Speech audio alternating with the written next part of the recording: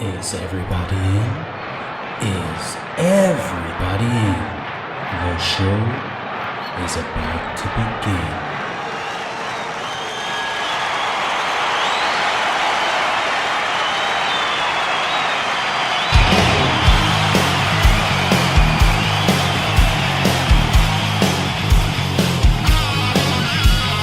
Welcome to the podcast, conscience that made us. Interviews and stories, tales from the bus. We love taking you back to when it all went down. The greatest live shows and that cheering crowd sound. It's concerts that made us, concertsthatmadeus.com.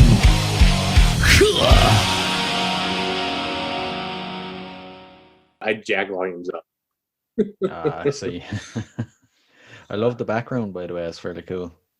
Thank you. Yeah, I actually learned this from my first interview I ever did. I did an interview with a buddy named Nolan Gunther from Every Podcast I Love Is Dead. And he did this on his background. And I was like, that's awesome. I need to figure out how to do that. And I looked in the settings and I was able to put it on there. So yeah, every time I try to do it, it keeps like blacking out my eyes, or my mouth will be like blacked out. Or, I need to mess around with it a bit.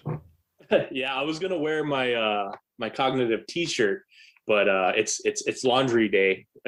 Tomorrow is laundry day, and so I was like looking through. I was like, man, I guess it's dirty. I was about to put a dirty one on, so I was like, you know what? I'll just wear a Dillinger Escape Plan shirt. That works. I'm the exact same, actually. I've recorded 3 times already this week, and each one I've wore the Concerts That Made Us t-shirt. I was looking at it tonight, and I'd say it could stand up on its own. I was like, no, I won't get away with it. Yeah, that's me. Like, I sweat so bad for some reason during interviews that it's like it's the same thing. The shirt just is like kind of crusty. I'm like, I need to watch this. Yeah, and sitting on a leather chair here doesn't help either. Yeah, I ended up getting me a chair from Target, and it's I don't agree with the price. I got it on clearance, but the original price was $120. My butt doesn't feel like it's sitting in $120 worth. I got it for, I think it was like $50-$60. So I got it on clearance. Then my mom went back the following, like 2 days later, I think it was, and she got it for $30. I was like, damn it, if I would have just waited 2 more days. That's just typical. Yeah. Oh. I'm getting old here too, so don't mind the brace. Been trying to play drums again. So got some covers that I'm going to be doing soon, and I realized how bad out of shape I am, and right. haven't played in years. So you did it's that kicking from my butt. drumming? Yeah. Oh, it's not broken or anything. It's just like the wrist. Man. Like if I go like this or like this with this wrist now, it's tight. It feels like almost like the tendon wants to snap. Oh, so lovely. it hurts. Yeah. That would really make you feel old now. Oh yeah. I'm not even 35 yet, and I'm just like, come on, man. I'm telling you, once you hit 30, like your body just starts letting you know you're getting older. Well, it also doesn't help that since I've made the transition from working a 9-to-5 job, I went from doing that from the age of 18, right out of high school, which is funny. I literally dropped out. So the day I turned 18, I went straight into the counselor's office and I withdrew myself. Right. And then that same day I started working. I started doing manual labor work, and I've been doing that all the way. I'm now 32. I'll be 33 in August. And I've literally been working odd labor jobs my entire life. And here recently I quit my last job back in June or July. So it's almost been a year since I've been out of work, and I've been working from home, and I've gained so much weight. My knees don't work like they're supposed to. I wake up and my back is sore every day. And it's just like, I told the wife, I was like, man, I really need to, get back into the groove. And then of course with the whole COVID thing, I wasn't able to go outside as much. And, we just kind of stayed inside. And because of that, like I ended up, this is my first time ever really kind of understanding depression. Like my buddies would always talk to me about depression, and I grew up like getting up, going to work, and just I was always focused on that. So I never really, if I was sad, I didn't have time to be sad because I was focused on other things. Yeah. And being at home, just doing podcasts and doing music, and I have a lot of odd like I'm trying to build my brand as an entrepreneur. So I have my hands in a bunch of different things, but not going outside, not getting that sun, not getting to see other people, it started to drain on me and just wear on me. And it was a rough 2020, and it's been a pretty rough 2021. I'm finally coming around. I started walking in the afternoons, and just, it's amazing how much, 20 minutes of sun and, seeing other people walk their dogs and just that little quick hi to someone really changes your mood. Oh, it is. It's marvelous what it would do for you. Like, it just, the social interaction, as you said, a little high, like it really like impacts your mood. And of course the fresh air, the sun. I actually noticed, like, I live in Ireland, so we get the sun maybe 3 days a year. But wow. Yeah, well, we actually get all seasons in one day. Like, it could be like piss and rain in the morning, sunny for 10 minutes, then around midday, and then it's like the depths of winter for the rest of the day. Like, oh man. But, I notice when I get up in the morning and it's lovely blue skies, I'm instantly in a great mood, looking forward to the day. Whereas you get up in the morning and it's grey, dark, raining, you have to drag yourself out of bed almost, Yeah, and with my place right now, I have literally I have 2 windows and a sliding glass door. That's all I have in my apartment. Like, it's super dark, and there's a part of me that likes that, because, like, I've had apartments that had like the more natural lighting type stuff, and that's cool. But me and my wife are like the like gothic family. We like it dark and mysterious. But as I've gotten older, I've started to really realize how much, like, I need the sun. Not having the sun there, and when I wake up in the morning, the cool thing is our bedroom window faces the dog park, and it's nice and wooded. It's a wooded area behind our apartment, or behind our building, and the sun kind of creeps through, and it's beautiful. It's cool to see. But here lately, we've been having rain, and then of course, Texas has all different kinds of allergy like things with pollen and mesquite and mold and all that stuff. It's just, and then the guys come and it seems like they mow the lawn like every other day. It's almost like, guys, you guys were just here. Why are y'all mowing again? And then as soon as I hear those lawnmowers, I'm like, oh, it's going to be a crappy day. Like, allergies, sneezing, and I love Texas, but it's the only reason why I want to leave, because I've noticed as I've gotten older, the allergies have gotten worse.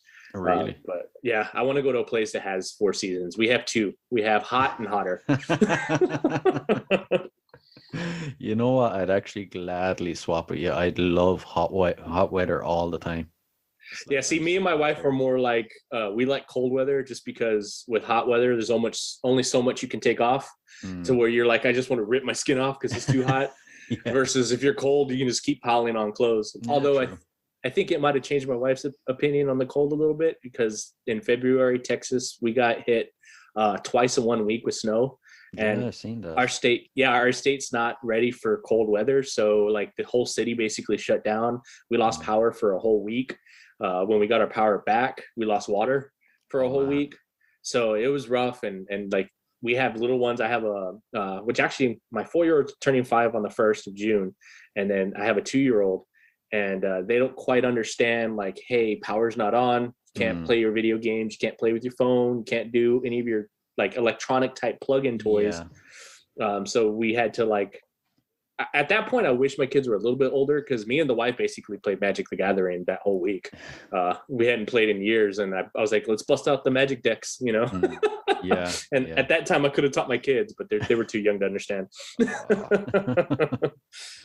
Must have been really tough, though. I have a 2.5-year-old myself, and luckily there's been no like severe weather or power cuts since she's been born. But I'm always like, how would I actually keep her entertained for the day, because she loves watching Peppa Pig and stuff like that.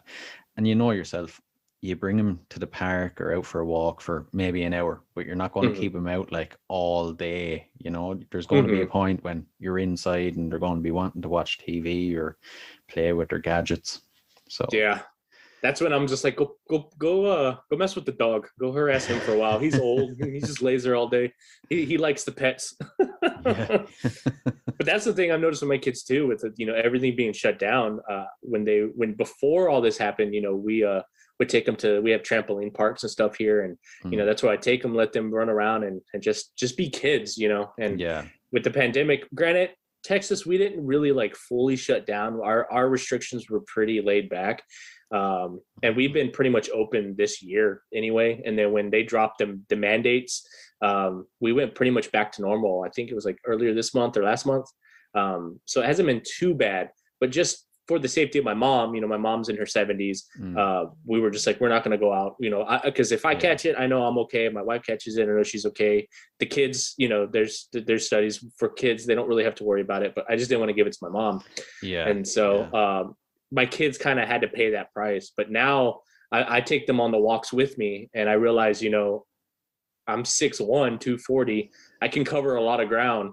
And what I don't, the ground that I cover, it doesn't seem like a lot, but then I look at my kids at the end of the walk and I'm like, okay, I wore them out. Like they have little legs. It takes them a little more effort to walk. So now they don't bug me as much anymore. Like we go out, we walk, and they're pretty wore out after that. Oh man, I didn't especially realize... the 2-year-old. Yeah, I'd say so. Yeah, he's like in almost full sprint mode. Like, all right, Dad, I'm coming. Oh, my little one's favorite phrases at the moment, and whenever we're out walking, and if I'm going too fast or whatever, it's my mother actually in passing said my name, Brian, to her in front of my little one's name is Layla.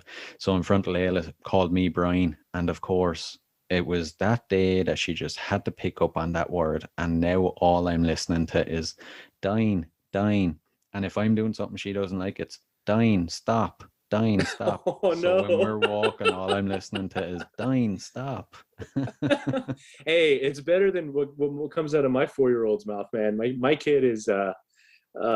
we're a pretty open family as far as like when it comes to the language that we use in our household. So I tend to drop F-bombs a lot. My wife does too, and my kid has picked up on it, and it is the most hilarious thing because she hears it. Yeah, she'll hear a dog bark and she'll be like, "Shut up, you dog!" And then she'll look at me and she'll go, "Fucking dog!" It's the cutest thing. And I always tell her, like, "Baby girl, don't say that. Don't say that." But it's just, if anything, it made me laugh because I'm like, I don't think she really comprehends what she's saying, but the fact that she used it like properly, in like the right that context, in the right context. There you go. Like it makes me laugh. I pee on myself a little bit every single time she does it. I know it makes me a bad dad at times, but like because some parents will look at me when they give me that glare, and I'm like, that's that. Hey, it's just how it is. Exactly.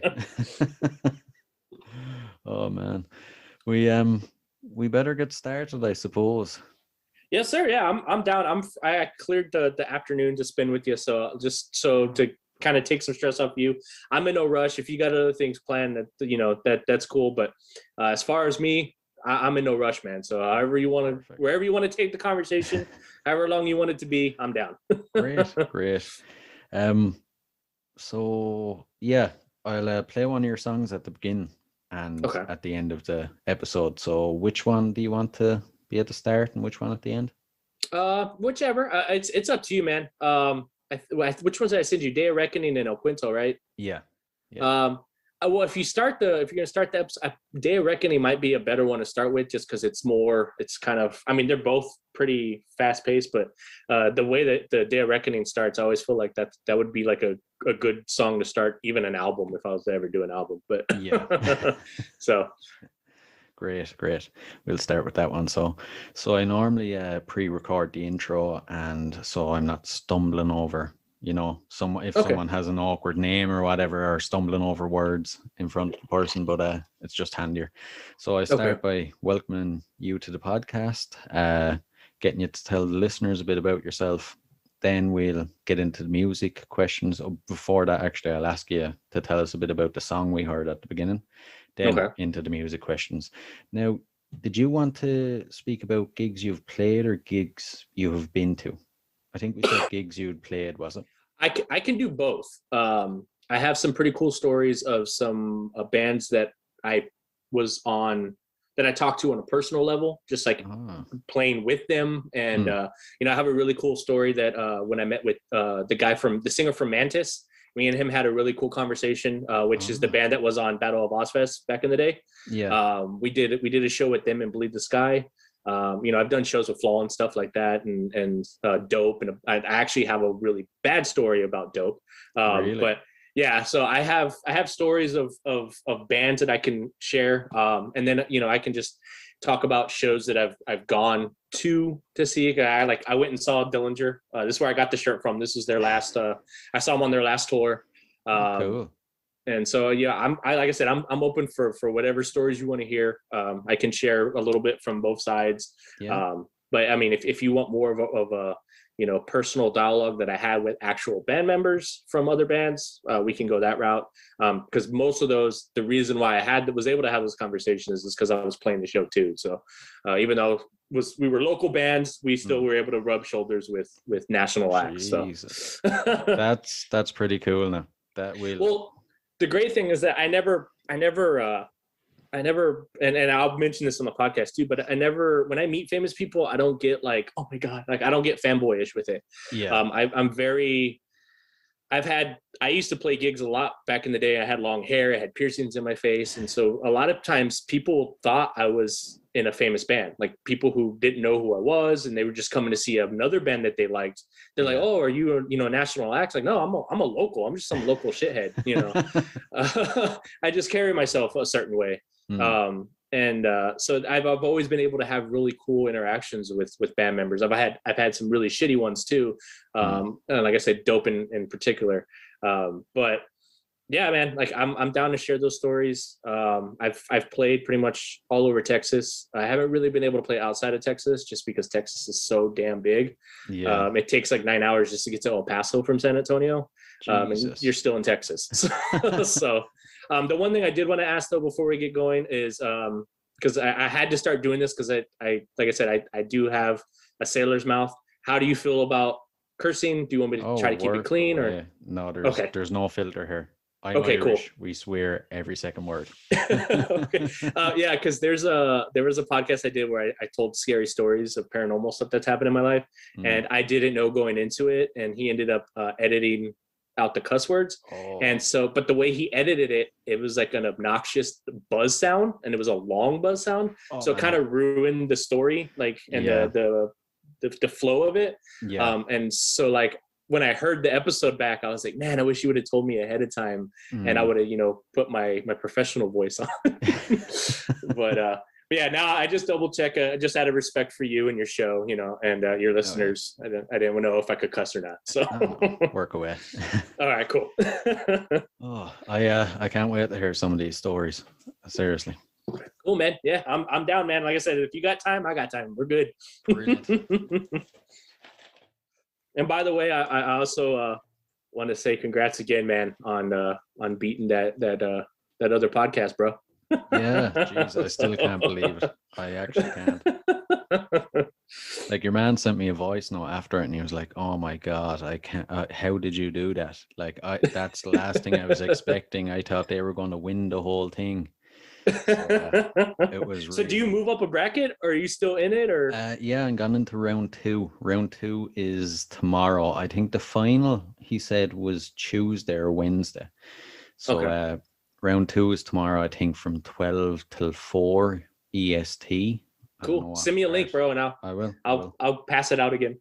Brilliant. Thanks. Yeah, definitely, man. Yeah, I really appreciate that as well. It really helped me just get past the line at the end, because I think with 20 minutes to go or something, I had like 48% of the vote. And then within that 20 minutes, I had went up to like 53% of the vote. I was like, is this seriously happening now? Well, what I ended up doing was, so every podcast that I do, I tend to, and again, we can talk about this recording too, if you'd like, but what I tend to do, and the whole reason why I got into podcasting, was that I wanted to create a community. I wanted to be a part of a community. And I'll save it for the episode. Now I'll kind of explain, because I'll congratulate you on record too, and that way I can kind of explain why I got into podcasting, and it'll go into the whole meaning of my podcast and everything like that. So that's perfect, actually, because it's perfect, because I was going to ask you about podcasts as well. Would it be better to ask you about the podcast first and then the music, I suppose, just for the flow of things? Yeah, that way we can go from podcast, band, to stories. Yeah. Yeah, we can do it that way. And is Joseph okay or? Joseph, people call me Jojo. Anything but Joe. Right. I mean, you could call me asshat. I don't care. Whatever you want to call me. Anything but the easiest one. So Yeah, anything but Joe. And the only reason why is because when I was growing up, my mom didn't like anybody calling me Joe because in her eyes, which I find this hilarious, but in her eyes, every Joe that she ever knew was a liar and a cheat. right. And so I laugh. I'm like, well, why the hell did you name me Joseph? And she's just like, well, funny thing, your name was supposed to be Christopher Lee. But when I came, she had me C-section when she woke up from the medication. She couldn't remember how to spell Christopher. So Right. she just kind of just threw my name out there. And my name originally was Joseph Patrick Haney. I'm not related to the Haneys in any way. That's my half-sister's dad. We have two separate dads. Right. And so I'm actually a Carrasco, which is on my mom's side. And so I had Joseph Patrick Haney pretty much my entire life. And then when I turned 18, I changed it to Joseph Florencio Carrasco. I took my grandfather's first name as my middle, and then took the family last name. But yeah, I pretty much told my mom, I'm like, you just confirmed that I wasn't a planned baby. I just showed up. I was just there. And my mom's like, no, you're my miracle baby. I'm like, I was an M baby for sure, but it wasn't miracle, more of a mistake. But sure, let's roll with that. My mom hates the realist side of me for sure. You know what though? Since the last 20 minutes we've been talking, this is what I was saying about the podcast community and everything, and the great people you meet, and the people you wouldn't meet, and like if you weren't doing podcasting. But since we've been talking, I've realized we've about 5 or 6 things in common already. Like just there, I've actually got half siblings as well. And it's just it's weird, just the things you'd have in common with people that are on the other side of the planet when you get to them. And what's funny is that like I pretty much consider myself an only child because my sister is 10 years older than I am. So I'm 32. My sister's in her 40s now, and she moved out of the house when she was 14 to go stay with her dad, and I was 4. So I literally I didn't grow up with her in my life really. Yeah. And even to this day, it's weird because I'm a genuine type person.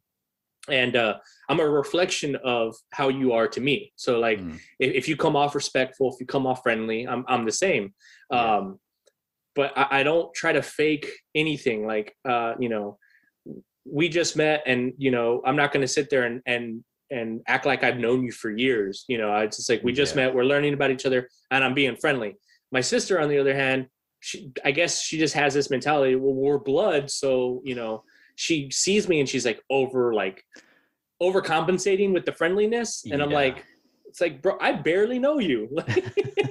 I have, and I know it gets under her skin sometimes because I have friends that I've grown up with that I've known since I was 12 years old. And I'm in my 30s now. We've had a long friendship, and they're like brothers to me, and I call them my brothers, and they are family to me, and my kids are friends with their kids. And it's this, kind of happy ending of a life with my friends. But my sister, I don't think my sister fully understands that. I think my wife has a hard time with that too, because she's never really had long-term friends. And she tends to like be friendly with somebody, and then she thinks that like they're her best friend. I'm like, no, you gotta tread lightly. Like you don't know these people quite yet. Everybody has an agenda. Everybody has a narrative that they're trying to fulfill. So you need to understand why they're friendly and why they want to be around you, and gauge that before you sitting there calling them your sister. Exactly. And it's like, I'm able to call these people my brother because we've been friends for so long. Granted, I call everybody brother, like when I'm texting and stuff. Just because it's one of those things that's like, I'm a very giving, compassionate type of person, and I'm very respectful. And the problem is a lot of people tend to take your kindness for weakness. And so that's always an issue. And that's one of the things I try to warn my wife about. You got to be careful about that. Yeah, exactly. Or you'll get screwed over all through your life. I learned the hard way. Yeah. I had to get callous skin over the years, Yeah. Oh. All right, let me fix my headset real quick. No bother. Sorry, I was getting tangled here. All right. So yeah, I'm ready when you are, man. No bother. There's Does it bother you if I vape every now and Nah, then throughout it? nah, you're good. I'm drinking a cup with ice in it, so I'm pretty sure my cup's making a lot of noise. So Yeah, it can be. By the way, and this is, I don't know if you can see it on the camera. People who are not from the States get really freaked out about how big our cups are. I'll put my hand up it. Like, this is a large in Texas. And Jesus. yeah, I just thought my mom used to do trips from the UK. She'd pick up a lot of people from the UK because we have a place called Dixie Dude Ranch in the Hill Country in Texas. And you can live the whole Texas cowboy lifestyle. They have log cabins. You go horse riding. You get to eat cowboy breakfast and cowboy type style lunch and dinners. It's just this property this guy owns, and he rents it out for if you want to live the Texas cowboy life back in the olden days. And so a lot of people from the UK come down, and they'll go stay over there for like a weekend or so. And every time they come down, they would always ask my mom, like, hey, where's a good place to go eat that's like a Texas thing? And my mom would always take them to Whataburger. And it's pronounced What-A-Burger, but if you're from Texas, you call it Waterburger. But the burgers are about yay big. And it comes with fries that are about like this big, and then it comes with a drink about this size. And oh man, they're and we're like, that's just the medium, and they're like, wait, what? It's that whole supersize thing, isn't it? Yeah, like, yeah. Well, huge. Ever since that Supersize Me movie came out, like McDonald's and stuff got rid of all the supersizes. Now they just call it large. Yeah. But again, I always laugh because my wife, she gets so annoyed when we go places sometimes, because we'll go somewhere and I'll order a drink and they're like, oh, what size do you want? And I was like, I'll just have a small. Sometimes I just want a small. And they're just like, oh, we have medium and large. I'm like, no, you have small and large. And it goes into the whole, there's a comedian that has a whole bit about it. And that's happened to me in real life. I'm like, you have, in order to have a medium, you have to have a small and a large to base it off of, exactly. And like the punchline that the comedian says, he's like, the only way that comes to medium is if it can talk to the dead. So every time I hear somebody say small and large, or medium and large, it always makes me laugh because I think about that joke. And I'm like, if the only way that's medium is if you talk to the dead. Oh man. I have to send you a link. I'll send you a link later. His name's I can't remember his name, but Hal Sparks. He's a comedian called Hal Sparks. I'll send it to you. He talks about that. He talks about sweet tea of how you can't order a plain iced tea. You have to, down in the South, you have to call it unsweet, which is it's oxymoron. It's like, how do you unsweeten a beverage? So like, if you ever come into Texas, man, you try to order a plain iced tea, just be fair warned. They're gonna be like, you mean unsweetened? It's like, no, just plain iced tea. You mean unsweetened? It's like, no, I mean plain iced tea. So you'll have to send me a link to that cowboy place as well, though, because that would be like right up my alley if I ever went to the States. I love all old West stuff. Like, yeah, dude, I'll give you the link to that, and then I'll even give you my mom's cell phone, because typically my mom has a contract with them. So typically anybody who goes to Dixie Dude Ranch, they call my mom, and my mom will take them. But if you ever come to the States, man, just like, I'll give you my mom, or you can actually contact me. Shit, I'll take you. I know where it's at, and I'll drive you to Dixie Dude, man. It's about a hour drive outside of where I live. It's out, like I said, it's out in the hill country. It's beautiful out there, man. And it's basically a horse ranch. So you get to stay in log cabin houses. They have horses, do the horse ride, and they have a bunch of other stuff that you can do out there. I think they do bonfires and stuff as well at night. Because it's away from the city, you can see the stars and stuff. So it's beautiful Texas hill country. Sounds like heaven. Oh yeah, it's cool. I haven't been able to stay. I want to go out there and stay, but I have been out there periodically. But my mom keeps telling me, like, one of these days we're gonna go. We're gonna take a weekend out here and do it. It's just getting the kids together and all that stuff. I'm like, that's gonna be a pain. Just takes the fun right out of it. Yeah, and that's why I told my mom. I was like, Mom, I gotta load the kids. I gotta load the dog. I gotta load the guns. Like, being a Texan's hard. And she goes, I know. So right, we'll get down to business. So yes, sir. Hey Joseph, you're very welcome to Concerts That Made Us. Hey, how you doing, man? Thank you for having me. I'm pretty good, and thanks for being here. It's a real pleasure. I'm glad to get you on the show. Yeah, I'm excited, man. We've been talking, back and forth before actually recording. So it's kind of just been building up to this moment. So I've been pretty excited. I've checked out some of your episodes, and I like you as an interviewer. So I was definitely excited to get on and be like, hey man, to come over here and share some of my experiences with you. Oh, well, thanks a million. Means a lot. Now we've a couple of things to get through before we get to the concert questions. First of all, Yes, sir. The podcast you have. Would you like to tell the listeners about it? Yeah. First off, before I even go into that, I just want to congratulate you. I know you're doing a little contest right now on Instagram, and your podcast was going up against one of the bigger ones in Ireland, as I hear, and you guys pulled it off, man. And I'm glad that I was able to be a part of that and watch it like unfold in real time. Yeah, thanks a million again. I literally can't thank you enough. Like, you really helped me cross the line in the last 10 minutes. It's like the votes just start piling in. I don't know how you did it, but thanks a million. Well, I also want to give it to your fan base too. That was one of the things that we were talking, messaging back and forth while this was happening in real time, and basically you were the underdog in that, but it just shows kind of the difference between a podcast that has a huge audience versus a podcast who may have a smaller audience, but they have a very dedicated and loyal fan base, which is what I always kind of strive for, both in my own podcast, in my music, anything that I do. I've never been that type of individual that wants to rise to success fast. To me, it always those type of people tend to remind me of like a bottle rocket. They shoot up fast, they explode, ooh, pretty, and then it's over. And if you're that type of person, I'm not saying you directly, but in general, if there's people out there that are like that, they want to cash in quickly, and kind of cash in and move on to the next thing. Whereas I'm more of a slow burner. I'm more like a diesel engine. It take a while to get started, but once I get started, I can last for a long time, And so that's how I look at podcasting. That's why I got into podcasting. Originally, I started a podcast back in 2017, 2018 with a buddy of mine. And it was just me and him. And the reason why we started that podcast was because he would come over to my house all the time, and we would shoot the shit for like 8 or 9 hours. And we'd get some brewskis, we'd drink some beer, and we'd always try new beer. And it got to a point where my wife was like, dude, what are you guys talking about in that room for so long? Because she started worrying, like, you guys lock yourselves in your spare room, and you just like drink and talk, and then he leaves, and then you walk him to the car, and you guys talk for like another 3 or 4 hours out in the parking lot. Like, what's going on? And his girlfriend kind of had the same questions. So it ultimately got to the point where we started talking about that. And I said, you know what, man, why don't we just get some microphones and record our conversations? That way, if the girlfriends ask, we can play it for them. And like, look, here, this is what we were talking about.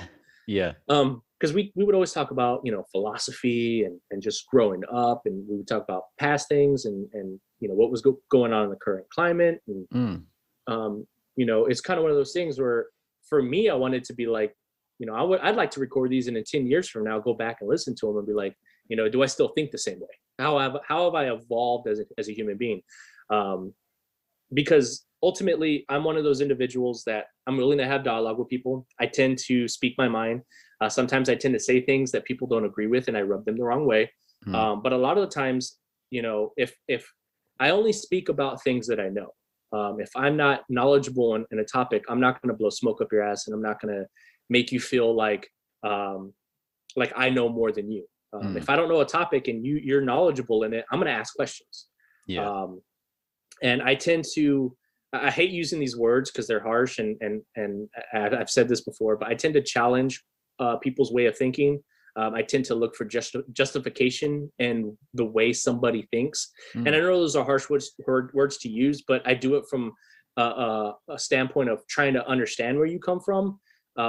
Because at the end of the day, I have the mindset of I'm willing to change my stance and my view on something if somebody can give me enough evidence as to why I should think that way. And so that's kind of where this podcast came from. I do a podcast now, a solo podcast called The Cognitive Discourse.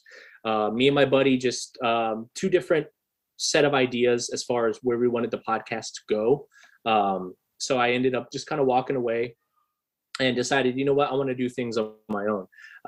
And the podcast was a small fragment into the big picture as to what I want to accomplish as an entrepreneur. I've always had a love for entertainment. Growing up as a kid, I was always into entertainment in some form or fashion. Growing up, I looked up to Jim Carrey, and then as I got a little bit older, I got into wrestling around the time the Attitude Era was a thing. Right. And so, I looked up to wrestlers like Stone Cold, The Rock, Triple H, people, The Rock and Stone Cold mainly just because of the charisma that they had on the mic. That's what really made me love them. The Undertaker was another one that I really loved because of the mystique. And then now being older, I have so much more respect for that man, for now hearing his story, now that he's no longer the Undertaker. He's Mark Calloway, and he's coming out and he's talking about why he didn't do interviews back then, and how he tried to stay in that character to build that mystique so people would believe that character. Yeah. The dedication to that definitely has a lot of respect on my end. For stuff like that. I'm a sucker for stuff like that. And so, I grew up, and then I got into like rap when I was first learning about music. And, in my household, it was always, I live in Texas, and Tex-Mex is a thing, and there's a lot of Latinos here, and, I'm half Mexican. So Tejano music's a big thing here. Salinas, we have a big thing here in Texas. And so I grew up with that in my household, and which is funny because on the weekends, if that music starts playing, you got one or two things that's going to happen. You're either cleaning or you're barbecuing. You hope it's barbecuing, but a lot of times it's, if you smell the Fabuloso, you're like, oh, hell. So I grew up listening to that. My mom also listened to a lot of like outlaw country. She listened to a lot of Elvis. So I had a lot of different types of music going on inside the house. I was, one moment I'm listening to Dolly Parton, the next moment, I'm listening to Michael Salgado, and then, Elvis comes on out of nowhere.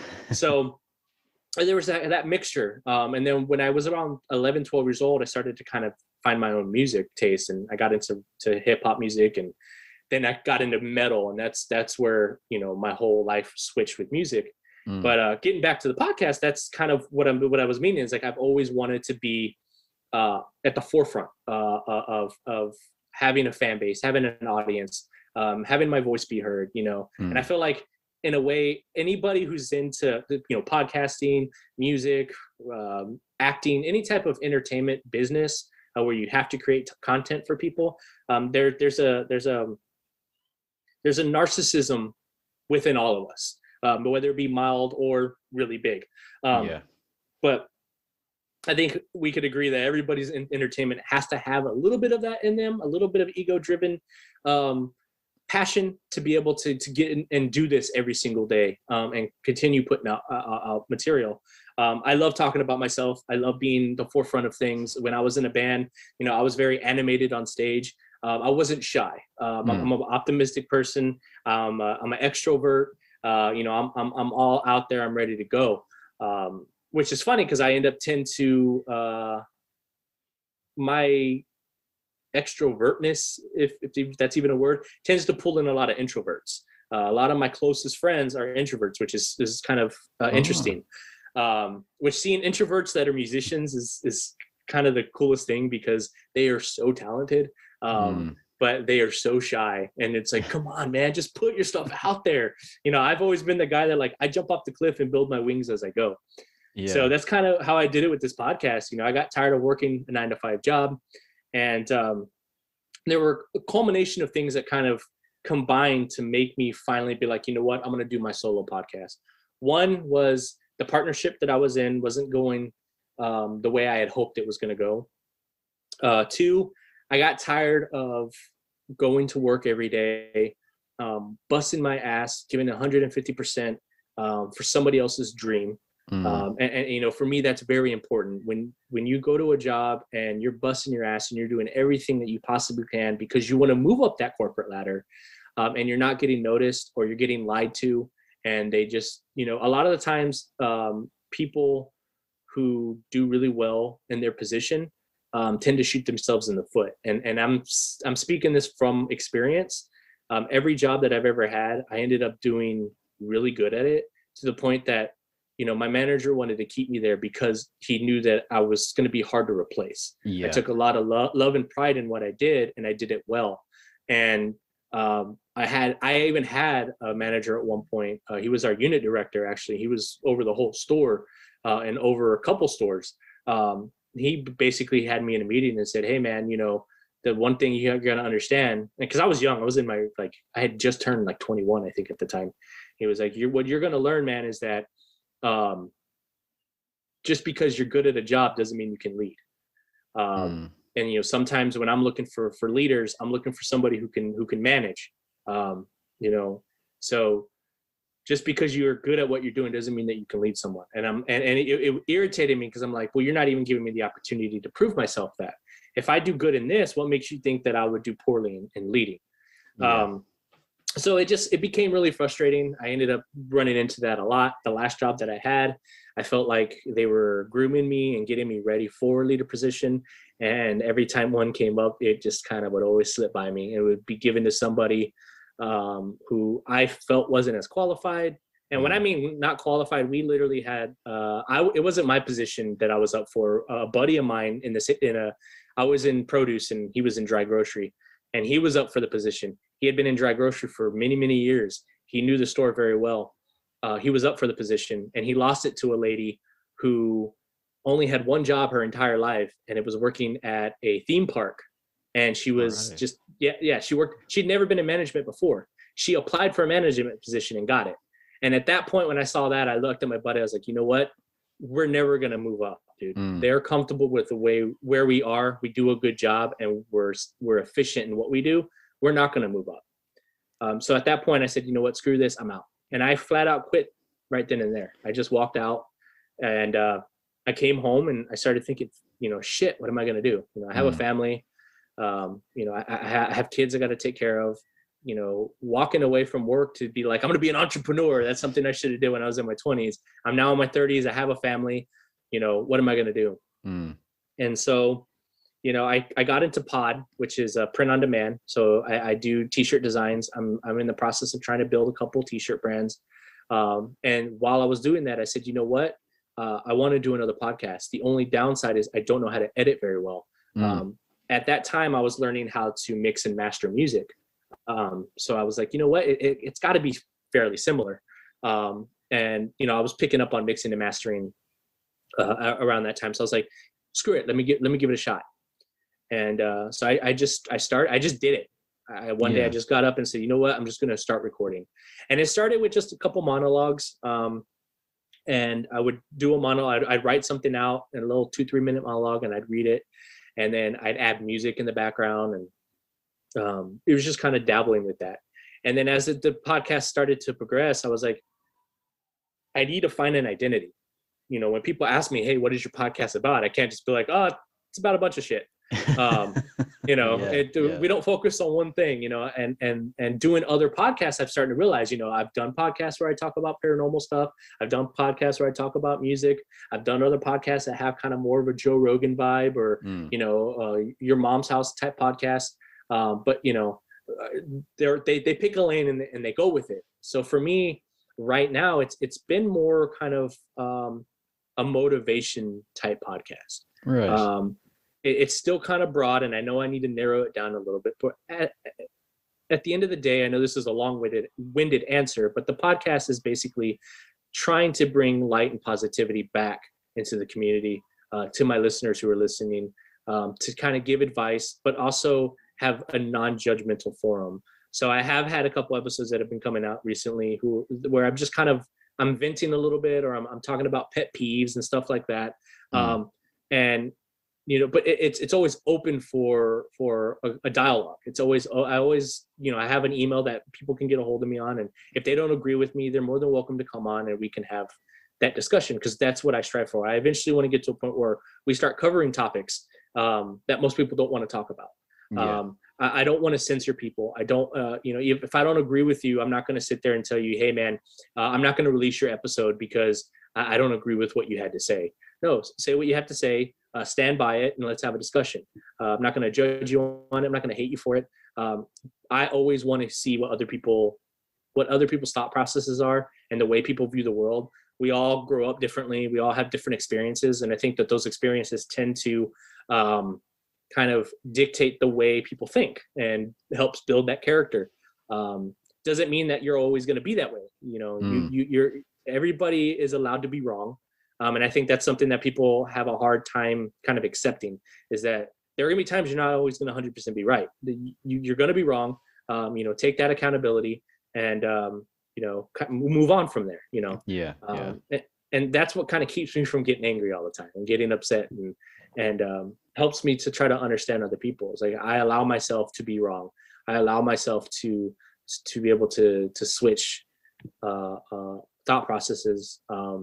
And that's kind of where the podcast goes. And I've been having a lot of entrepreneurs on as well, just because it's a passion and it's interesting. And I like to hear people's stories and see how they've gotten to where they are, and understand that, you know, there's hardships and you're going to meet failure. I don't think people who have met true success, they didn't get there without failing a couple times. So I truly believe that in order to succeed, you have to know what failure tastes like. Yeah, without a doubt. You know, no one's going to like wake up one day and go, right, I'm going to start this and then shoot straight to the top, you know? Mm-hmm. And if they do, they don't last long. They fizzle out. Exactly. You learn by failure, you know, and you need that failure to get to where you're going to go, you know? Like, even take podcasting.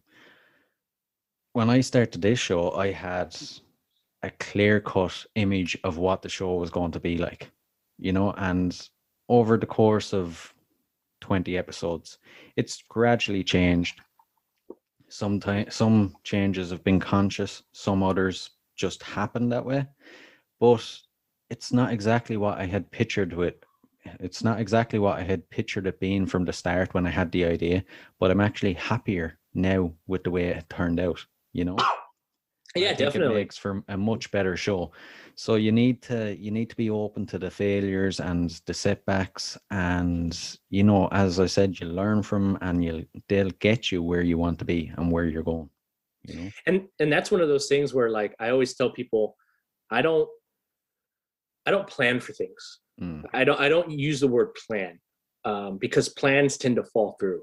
If anything, that little switch, I use the word strategy. I make strategies, because strategies allow me to adapt. So like you were saying with your podcast, you had an idea of how you wanted it to go, and it went a completely different way, but it worked. And so for me, I don't even view that as a failure. That's a success, because it's something that you weren't able to see yourself, that you were able to have your eyes open to as you were progressing. And this is one of the reasons why I also tell people, you know, it's good to have a mindset of just doing it. I have friends who they overthink things. Like, I'm an overthinker as well. I overthink things a lot, but I have to force myself to say, you know what, I'm just going to do it and let's see how it goes. Just throw shit at the wall and see what sticks.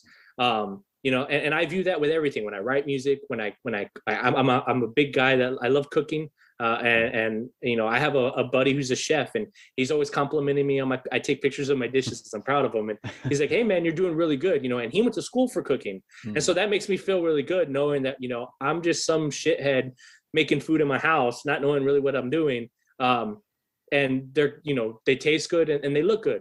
You know, there's really no right or wrong way to do things. There's multiple ways to achieve what you're trying to achieve. And you got to find what works for you. It's the same thing with podcasting. I'm in a lot of podcast groups, and it's one of the things that I see people always wanting to know the right way to do things and how do I do it? And there's so many different ways that there's not one clear cut way of editing. There's not one clear cut way of doing something.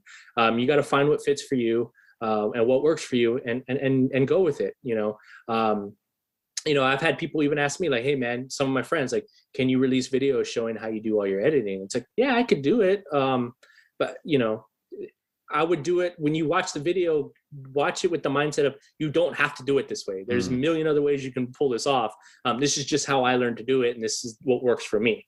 But don't overthink things. I have a lot of friends who are very talented, who have gotten nowhere with that, with their talent, based on the mere fact that they are quote unquote perfectionists. And it gets to a point where I've even had a discussion with one of them. I was like, when does it become more, when does it go from being a perfectionist thing to a procrastination thing? Like, who are you trying to impress at that point? If you're using that excuse of why you haven't released stuff because it's just not perfect. Sometimes you just got to get it as good as you can get it. And that's kind of how I am with my music and with my podcast. I'm a one-man operation. So I record stuff, I put it out, and I learn as I go.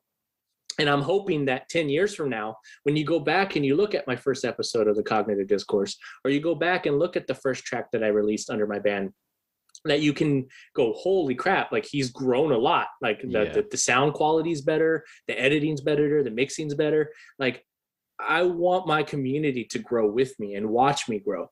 And I think if people could switch that a little bit, I think we'd have a lot more people who were willing to put their stuff out. I think a lot of it is like, that perfectionism turning into procrastination. So sometimes you just got to go for it, man. There's no wrong way. If you're happy with the product that you're putting out, then that's what matters. Like, I do my stuff. Would I love to make money off of this eventually and not have to ever go back to a 9-to-5 job? Sure. I think everybody who gets into this wants to do that.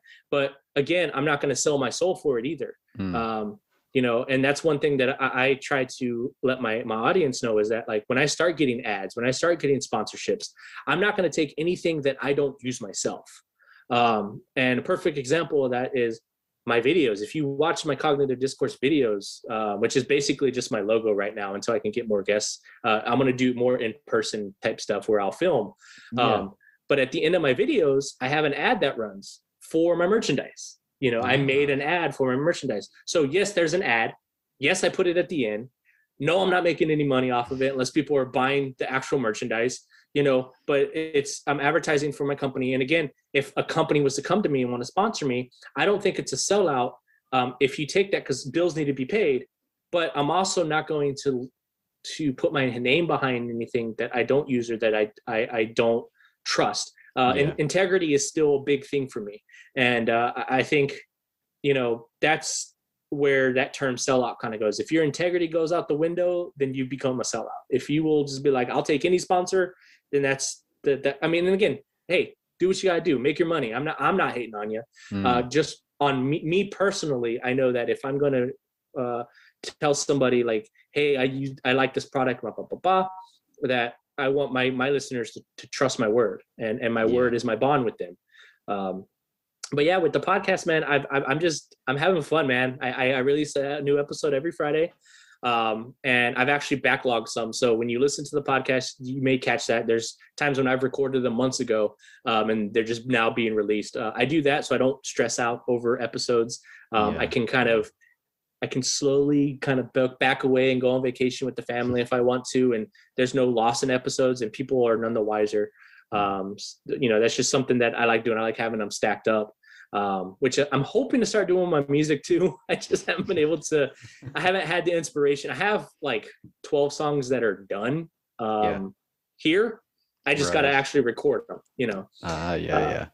So that's the hard part. Being a one-man operation does have its downsides because I do all the recording, the mixing, the mastering, the playing of instruments. It does take a while, and that does tend to kind of weigh on me a little bit. And like we were talking before we started recording, I've been walking and trying to get as much sun as possible. And that's starting to kind of help me out a little bit because I tend to get overwhelmed sometimes, and all I want to do is sleep in my bed for 12 hours and waste away the day. And I got to stop doing that. So. Yeah. I hear what you're saying though. It's tough being a one-man operation, and like the pressure is the worst part. Like that's probably the only worst part. Editing, you'll learn to get better. You'll learn as you go. You'll improve gradually. Each episode will sound a bit better than the last. Everything else you can learn and get better at, but it's the pressure. And I'm an awful guy for putting pressure on myself. I think people tell me when it's not needed as well, or I'll set myself a deadline when like other people would have been like, why are you doing that? Put it off till the next week. If you don't have time with your full-time job, just put it off till the next week. but I like to be consistent, and I like to, keep my word. If I'm after saying like, right, this will happen then, or this needs to be done by then, or I want my listeners to hear this, I don't want to let the listeners down. Mhm. I want to stand by that. I don't want to let them down. I want to, put it out when I say I'm going to put it out, or do whatever it is. I think it's important. But It's good. It's good habit. It's a Yeah. good habit to have, because I've had that same dialogue within my own brain where I'm like, no one's listening to this. Why am it can wait. Like, no one's listening to this. yeah, But then I have to stop myself and say, no, you got to have that consistency. If not for your listeners, for yourself. It's just good. It's a good habit to have, because then when you start letting little things like that slip, it starts to consume your personal life. If you create good habits and a good, strong work ethic, regardless who's listening, it's going to bleed into your everyday life. And you're going to start being more consistent in things that actually matter more in your personal life, and you're going to be better off, and that's one of the things that I'm trying to teach my kiddos. Like, you may not think, they like brushing teeth and stuff. You need to form a good habit. It needs to become like clockwork. And it's the same thing with doing, the music and stuff like that. I had a schedule, and that winter blast really threw me off. And, I need to get back to that schedule of like, I do this on this day, this on this day, this on this day, this, and make my time blocks. And then again, it creates that good habit and that consistency. And you feel better mentally, I think. you really when do. you pull those things off. yeah. And on the flip side of it then as well, if you let like the small things start to slide, how long is it going to be before you're starting to let the bigger things slide, and before you know it, you've lost the run of yourself, things have gone too far, and it'll be a hell of a lot of work to get back to where you were. Yep. And that anxiety and that depression starts to creep in, and it's just like you start feeling like a piece of shit. You feel like, that it's never going to get done, and just all this stress starts to build up on your shoulders. Your jaw starts to get tight. You start getting tense in the upper body, and and then now it starts to actually affect you on a health level. And that's one of the things that I have to constantly remind myself as well. That's a daily battle for me, man. And so I'm kind of glad that you touched on that, because I think that's one of those things that, like, and if you're listening to it right now, unclench your jaw, loosen your shoulders. Exactly. Friendly reminder. I think we as a society, we carry too much stress and too much tension, and it all culminates. And so, like, the little things, like you said, the little things of staying consistent and just getting those things done, you feel better about it when you complete those small tasks. So it's a snowball effect. It really can go into your personal life and really affect things for the good, and just have that positive energy coming in. That's why I every day I wake up, I'm like, all right, what do I got to do today? Regardless of how much I don't want to do it, I'm going to do it, because at the end of the day, when I'm done, the feeling that I get of accomplishing it is it's the best feeling, man. Oh, without a doubt. That just the little achievement feeling, hey, good on me, I did it. Now on to the next task, And as you said, it'll bleed into your personal life, and your personal life will start running better, You'll really notice it. We better move on to the song we heard at the start of the show. Would you like to tell us a bit about it? So Day of Reckoning was actually written when I was, I believe, 17. So right. The interesting thing about Day of Reckoning was I had two songs that I had wrote that were supposed to be, so Among War as a whole was a band at one point. There were 5 of us, and then it got down to 4. And we used to play all the time, and then life got in the way, and we became adults and had families, and the band just kind of stopped practicing. But I was always writing music. So Day of Reckoning was one of those first songs that I wrote that was supposed to be for the band. Like, I wrote the song and I was going to present it to the band. And the song basically is I have 2 styles of writing. So I have songs that I write from a personal place. Right. And I think most musicians, you know, that you talk to, that they would have that, you know, well, this song came from a personal thing. So, you know, I have songs that go into, like, I have a song called Point the Finger that, you know, is about my stepdad. That was a personal, a song about, it was a song about abuse. This song, Day of Reckoning, was more along the line of the second way I write. And that's me kind of telling us a story. I'm a nerd at heart. I love Magic the Gathering. I love Pokemon. I'm into Vikings. I'm into medieval stuff, animes. Like I'm into all the stuff.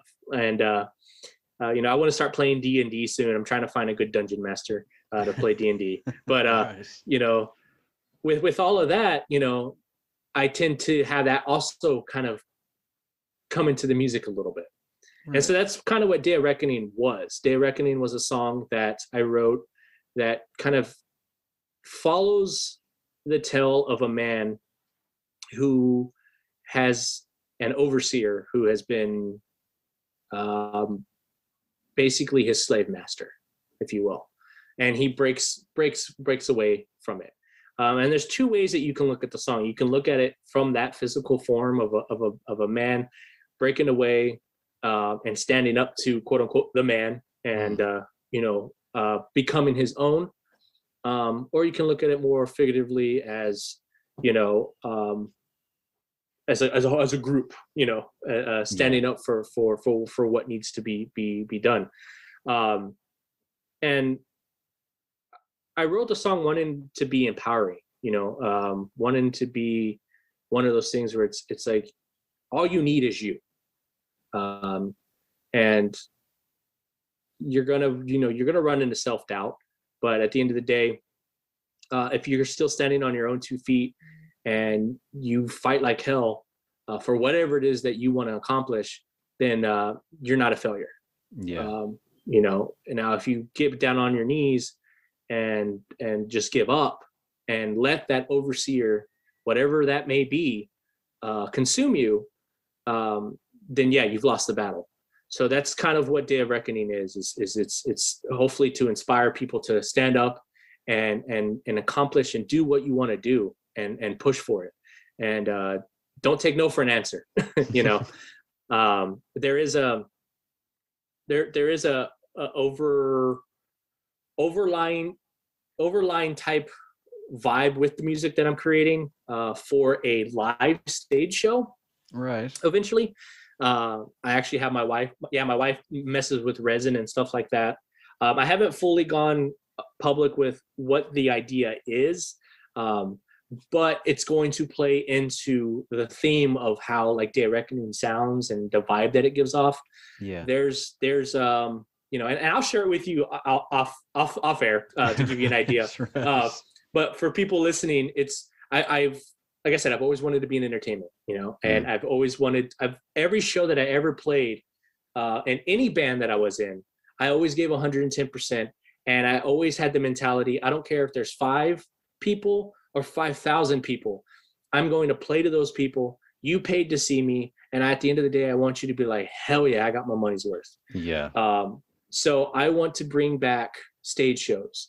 I love bands like Gwar, Slipknot, Mushroom Head, old Mushroom Head, you know, Rob Zombie, Marilyn Manson. Like Marilyn Manson, to me, his music isn't that strong.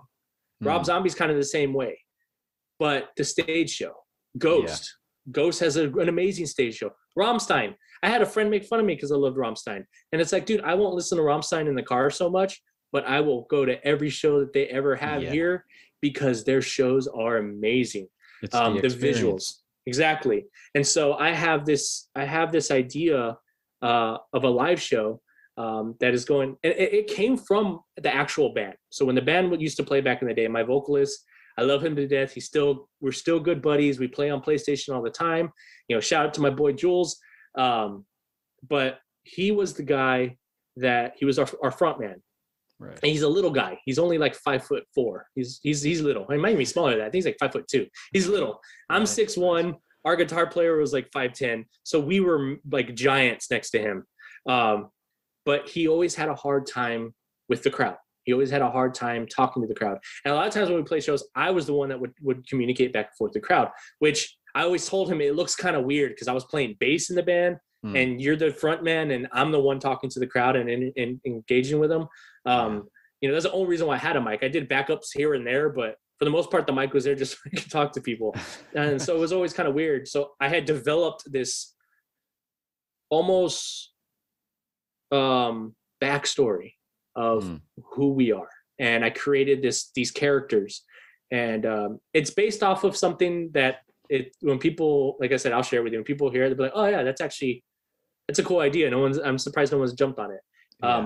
But I created that for that reason. So we would write out a script and he would just memorize it. And it would basically allow him to jump into this character, allow him to be somebody that he's typically not, which again, on stage, he was going to be an asshole. Like I was going to make him the biggest dickhead and just super pompous. And cause it would have fit into the character.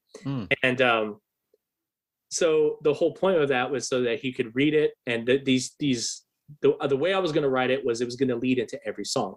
It was going to lead into the title. So you have Day of Reckoning and you have, Point the Finger, you have El Cuento, which I sent you and you'll play at the end. So excuse me, sorry.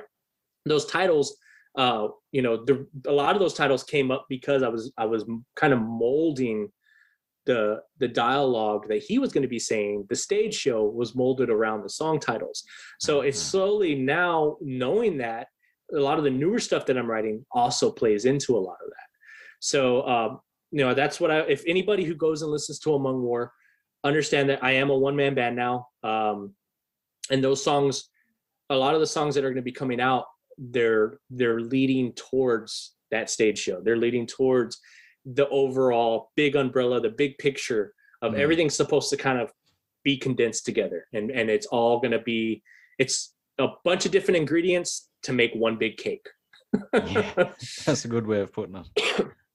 So like songs like El Cuento, which you'll play at the end, that actually was written back in the day with the band. I just I recorded it and kind of invented it a little bit, but like the lyrics and all that stuff they were written by Julian, the old vocalist of the band.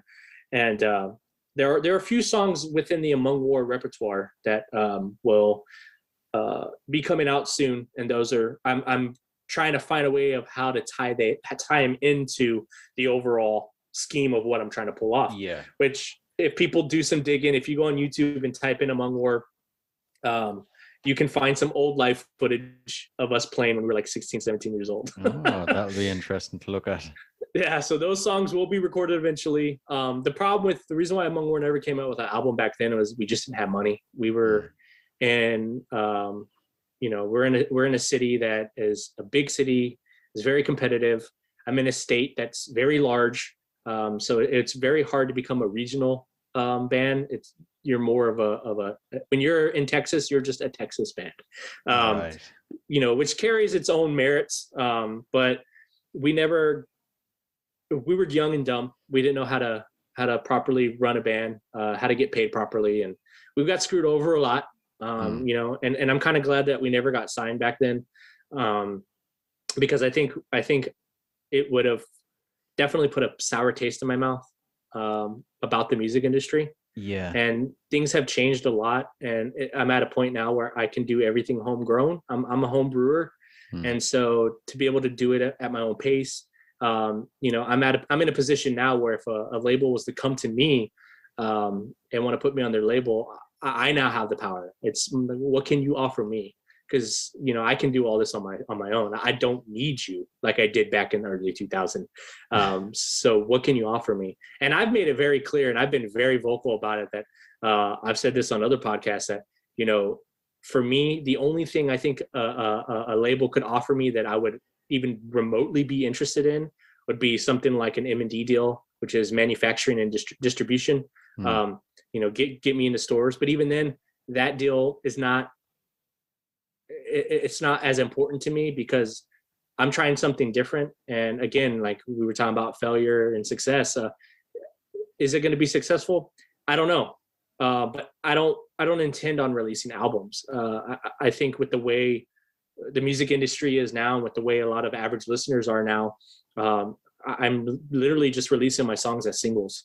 So like if you search my band on Spotify, I have just my logo art for the cover art on Spotify, and then the songs are just there, and they're released as singles. I haven't released it as a full album. I didn't release the 3 songs that I have out right now as a demo or anything. I'm just basically releasing songs as I write them. And like I said, will it be detrimental to the growth of Among War? Time will tell. And like I said, I'm not in a position where right now where I'm like, I need to be famous as an artist. I write music for myself. It's therapy. I don't have any drug addictions. I'm not addicted to alcohol. You know, and I quit smoking cigarettes when my daughter was born. So I haven't had a cigarette in almost 5 years. And so playing music, writing music, being on stage, that was my therapy. Yeah. And so for me, you know, my wife even asked me, she's like, you know, what do you want to get out of your music? And I told her, I was like, honestly, if I'm being 100% honest, being able to tour, even if it's one time, if I can go on the road, whether it be a US tour or if I'm lucky enough to go overseas, which would be even better, and do like a 3 to 6 month tour on the road. I could do it one time and I could be good. I'd be fine with that. I don't need to have $1 million. I don't need to be recognized by everybody on the street. That's not my intentions with my music. My music is therapeutic, and it would mean so much more to me to have somebody come up to me. And this is like we were talking earlier about loyal fans. If somebody came up to me and was like, hey man, you know, thank you. Your music got me through a hard time. Yeah, I get you. That'd really mean a lot more than anything else. Oh, dude, I'd probably cry. I'm such a sensitive person. Like I would probably cry and hug them and be like, bro, let's go have a beer. Like, let's hang out. Like that's awesome, because those songs got me through hard times. Like I wrote those songs to get through stuff. Like I said, Point the Finger, I wrote about my stepdad. That helped me kind of accept what was and what happened in the past. And it's a constant reminder to me of what not to be. I know what he was, and I forgive him for what he did to me. And if anything, I took that very negative experience and I turned it on its head and said, you know what? I know what I don't want to be. I know what I don't want to become. And I know that I never want to treat my children the way that he treated me. And I never want my children to ever feel like a piece of shit because I made them feel that way. So it's, sorry, go ahead. I was just going to say, so it's like obviously I don't know what happened, but it's like he taught you how to be a good father by him being the way he was. Yeah. Oh yeah. He was an alcoholic. I mean, and to give you the scope of how bad his alcoholism was, this dude would drink, if he didn't have booze, he would drink Listerine or like a vanilla extract. He would drink that straight out of the bottle just to get a little buzz. And so I had a stepdad, and you have to understand he's a stepdad, so I'm not his actual kin. So I didn't matter to him. And he made it very clear a few times that he just wanted to be with my mom. He didn't care about me. And so I was mentally, physically, and verbally abused constantly. And it was worse when he wasn't able to get his hands on alcohol. He would bully someone. And this is one of the reasons why, you know, as a grown man, even as a young teenager, I was always a protective person. You know, you hear a lot of people who will say that, you know, if a kid they bullies at school, they're bullies because they get bullied at home. Well, I'm not part of that statistic. If anything, I was the opposite. I became very protective over people who couldn't defend themselves, because I knew what it felt like to be vulnerable. I knew what it felt like to be somebody who was minding their business and out of nowhere would come and get punched in the face for no reason, just because he felt like it, because he was upset, because he was frustrated, because he wasn't drunk, because he was a piece of shit. He knew he was that, and that's why the song's called Point the Finger. He knew who he was, and I don't think he liked who he was, and so he would take his frustration out on me instead of going and getting help and understanding, like, hey man, you have some mental issues that need to be taken care of, and instead you're taking it out on somebody innocent who who did nothing but love you, and you've turned that love into hate. And the great thing about it was that's how I learned about him being a bully. Was when I was 12 years old. That's when I got my growth spurt. I've been 6'1" since I was 12. Jesus. So the moment I was taller than him and was able to defend myself and beat him up and gave him a taste of his own medicine, and I said, I'm not going to stand for this no more, was when tables turned, and that's when he changed, and he started realizing, like, oh shit, I better start respecting this kid, because he can throw it back as hard as I was. And the thing is like I told him, I was like, I already know how hard you hit, sir. I've been dealing with it my whole life. But can you take a punch? Yeah. And he couldn't. Really? Yeah, I laid his ass out in the Walmart parking lot. And it got to a point where I said no more. And when I was in school, it was the same way. I bullied the bullies. I would not let any of my friends, a lot of my friends are way smaller than me, man. They're like 5'6", 5'5". Yeah. And, I didn't stand for that stuff. And it's the same thing I'm going to teach my kiddos. Like, don't let somebody bully you. You're not going to be a victim. You're going to learn Brazilian Jiu-Jitsu. You're going to learn Muay Thai. And I don't care if you don't want to learn. It's not an option. You're going to learn those and trust me, you'll thank me later in life. Yeah. For having, not, because it's not only just learning how to protect yourself, it's learning how to be a decent human being. You're going to learn good habits. You're going to learn discipline, and you're learning it at the house. All this is going to do is help amplify that outside the house, and be that structure outside the home. But yeah, music has definitely, I definitely lived a life where, I grew up in rough neighborhoods. I grew up around gangs, and I was that, what you would call a hangaround.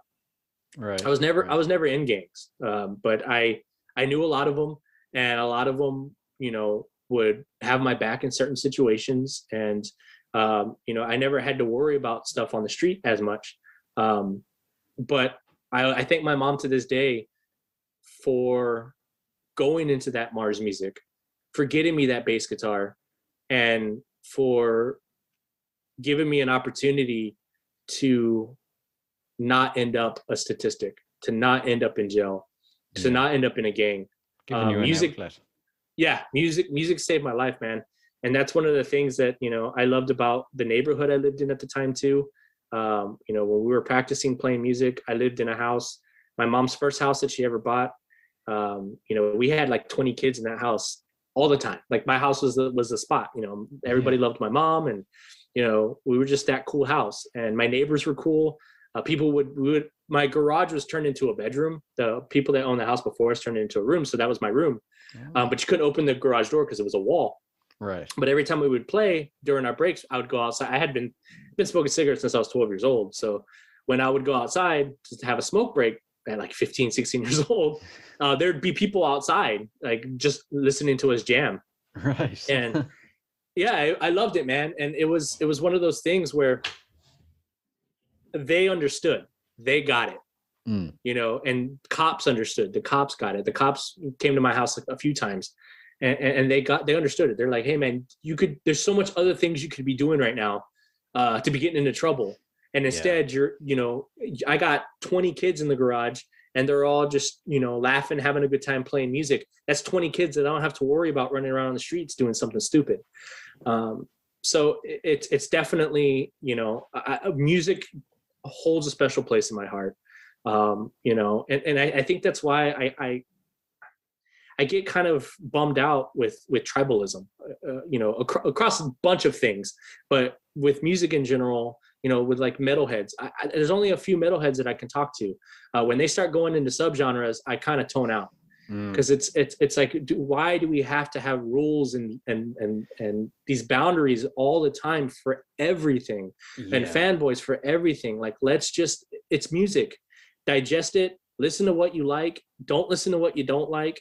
Don't judge. Like, if you like a band that I don't like, I may bust your balls a little bit for it, but it's all in good fun.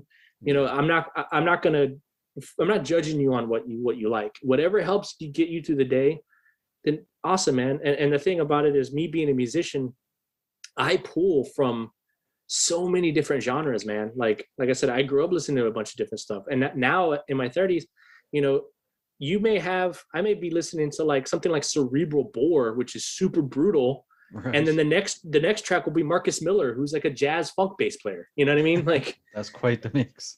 yeah, you know, I'm all over the place. You know, there's times when I want to listen to somebody like Sean James or the White Buffalo, which are just like folk acoustic singers. And then right after that, I'm listening to something strange like Dog Fashion Disco or Mike Patton. You know, yeah, I'm all over the place, and I love it because it definitely plays into my writing style. I've gotten to the point now where I had a friend come over one time and I was just showing him I have hundreds of songs that aren't finished. They're on my Reaper DAW and they're just there. And right. there's times when I'm like, you know what? I want to try a punk song. I'm going to try to make a punk song. And so I'll just start playing and start trying to come up with a punk song. Or, you know what? I'm going to try something that has like a goofy melody. You know, I want to try something that sounds like carnival music and see how I can incorporate that into something, you know? Yeah. And my buddy who, mind you, went to college for music theory. He's a brilliant dude. He loves that idea. And when I show it to him, he's like, I need to start doing that. Like it will allow me to expand my way of thinking and expand my writing style. So that way you don't pigeonhole yourself, you know? And so music is constantly, I'm always trying to evolve my music. And that's what, if anybody listen to this, the one thing I want them to take away from this episode, if they take anything away from it, is to understand that only you understand your ultimate goal and what you're trying to achieve. Don't let anybody ever tell you that what you're trying to achieve is stupid or it's not going to work. You won't know until you do it. And I have that mindset with my music. There's no such thing as bad music. And to get good at anything takes time. I've been playing music since I was 14. I'm 32 now. I don't call myself a master at anything. I'm always going to be a student. Because there's always, the moment you say you've mastered something, you've cut yourself off to anything else that you possibly could have learned, because your mindset is, I've mastered it. Yeah, but I'm have done you? with that. Yeah, it's like, have you? Because it takes 10,000 hours, quote unquote, right, to master something. So I've heard, yeah. Yeah, you know, so if we're going to go off that statistic, you got to understand that, you know, keep yourself open to learning. And the great thing about it is when you're open to learning new things, you have a way more pleasant experience. And when you start learning those new things and you apply it to whatever it is you're doing, music, cooking, training for basketball, whatever it is, you start realizing that you start becoming that top player, that top athlete, that top chef, that top musician. But you learn how to be humble with it, you know? So if anything, and I know it may come off corny, but if you take anything away from this episode, that's one of the things that I always try my hardest to get across to people. That, you know, every day is a learning experience. Every day, wake up and try to be better than you were yesterday. Because there's so much out in the world to learn from. And you don't want to cut yourself off from an experience that you could have had that could have been the best experience in your life. And you cut yourself off because you wanted to be, you know, closed-minded to the idea. You know, that's some pretty great advice there. But you touched on something there with not telling anybody or not letting anybody, you know, dash your dreams or tell you that your idea is bad. But like, nobody else can see your dream through their eyes until you make it a reality, you know? Yep. And that's something that's very important to remember as well. All these people you look up to, you have to put yourself in that position. They were there where you're at right now at some point in their life, but they refuse to take no for an answer. And that's one of the things, you know, and I know your podcast is about that. So if you don't mind, I kind of transition into that. Kind of goes into a story of a band that I met. Right. And they, you know, me being young, meeting older bandmates was one of those things that, you know, I'm glad that I met that band. And I wish I could remember his name and people will know it, but if anybody remembers the band Mantis, I don't even know if they're still doing things to this day, but they were on Battle of Ozfest back in like 2005, that TV show. And I met those guys when I was very active playing shows back then. And I ran into them, played a show with them. It was Mantis and Bleed the Sky. And I want to say, I think Dope even played on that show too. So I have a positive and a negative story from that show. Right. Right. But I think so. I'm going to think. Yeah, I think so. Yeah, because it was almost like a festival type thing. They had 2 stages going, and then you had the main stage and the second stage, and we had like, I think it was like 5 or 6 national acts that came in, and then you had like 13 locals, and because it was an all-day event. Right. I think it was like a whole weekend, but so I was playing the show, and my mom has been my biggest fan, like my entire life. Anything that I've gotten into, my mom has always rooted for me to succeed. So I don't have that story like most famous people where they're like, oh, I had, people hated me and I didn't have nobody had my back. My mom has been my number one cheerleader. So I can't take that away from her. And I appreciate her and everything that she's done. She actually financed me through a lot of that stuff. She got my first bass, bought my amp, bought my first drum kit, that was all her. So we were playing the show, and I think we had just played our set. So we were winding down on the local bands. The bands were starting to get towards the national acts. And I was outside. We were on the outside in the backstage area where only the bands could hang out. Right, and the singer from Mantis and the drummer from Bleed the Sky were out there. And the drummer from Bleed the Sky was doing his warm-ups because they were going to be going on pretty soon. So he was out there with his sticks and a drum pad, and he's just drumming away, doing his little paradiddles and whatnot. And the dude from Mantis is out there. Well, I'm standing out there, and at that time they had another local band.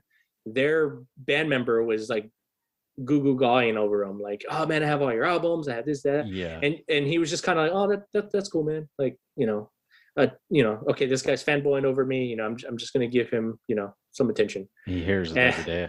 Yeah. So lesson 1 for me, right? Don't do that. So I'm standing there, and my mom comes up to me, and my mom's taking care of me. She's bringing me snacks and whatnot, and I'm all sweaty. So she's like, here, Papa, here's a water, here's some chips, get that in you. And she's like, I'm going to go lock up the truck, make sure everything's good. Cause we had already put the gear away. She was just going to go double check it. And the singer from Mantis notices our interaction, and he's kind of smirking, and he's just kind of chuckling, and I'm just drinking my water. I'm not paying any mind to him. And he goes, hey man, what's your name? I was like, oh, hey man, my name's Joseph. He's like, you just played?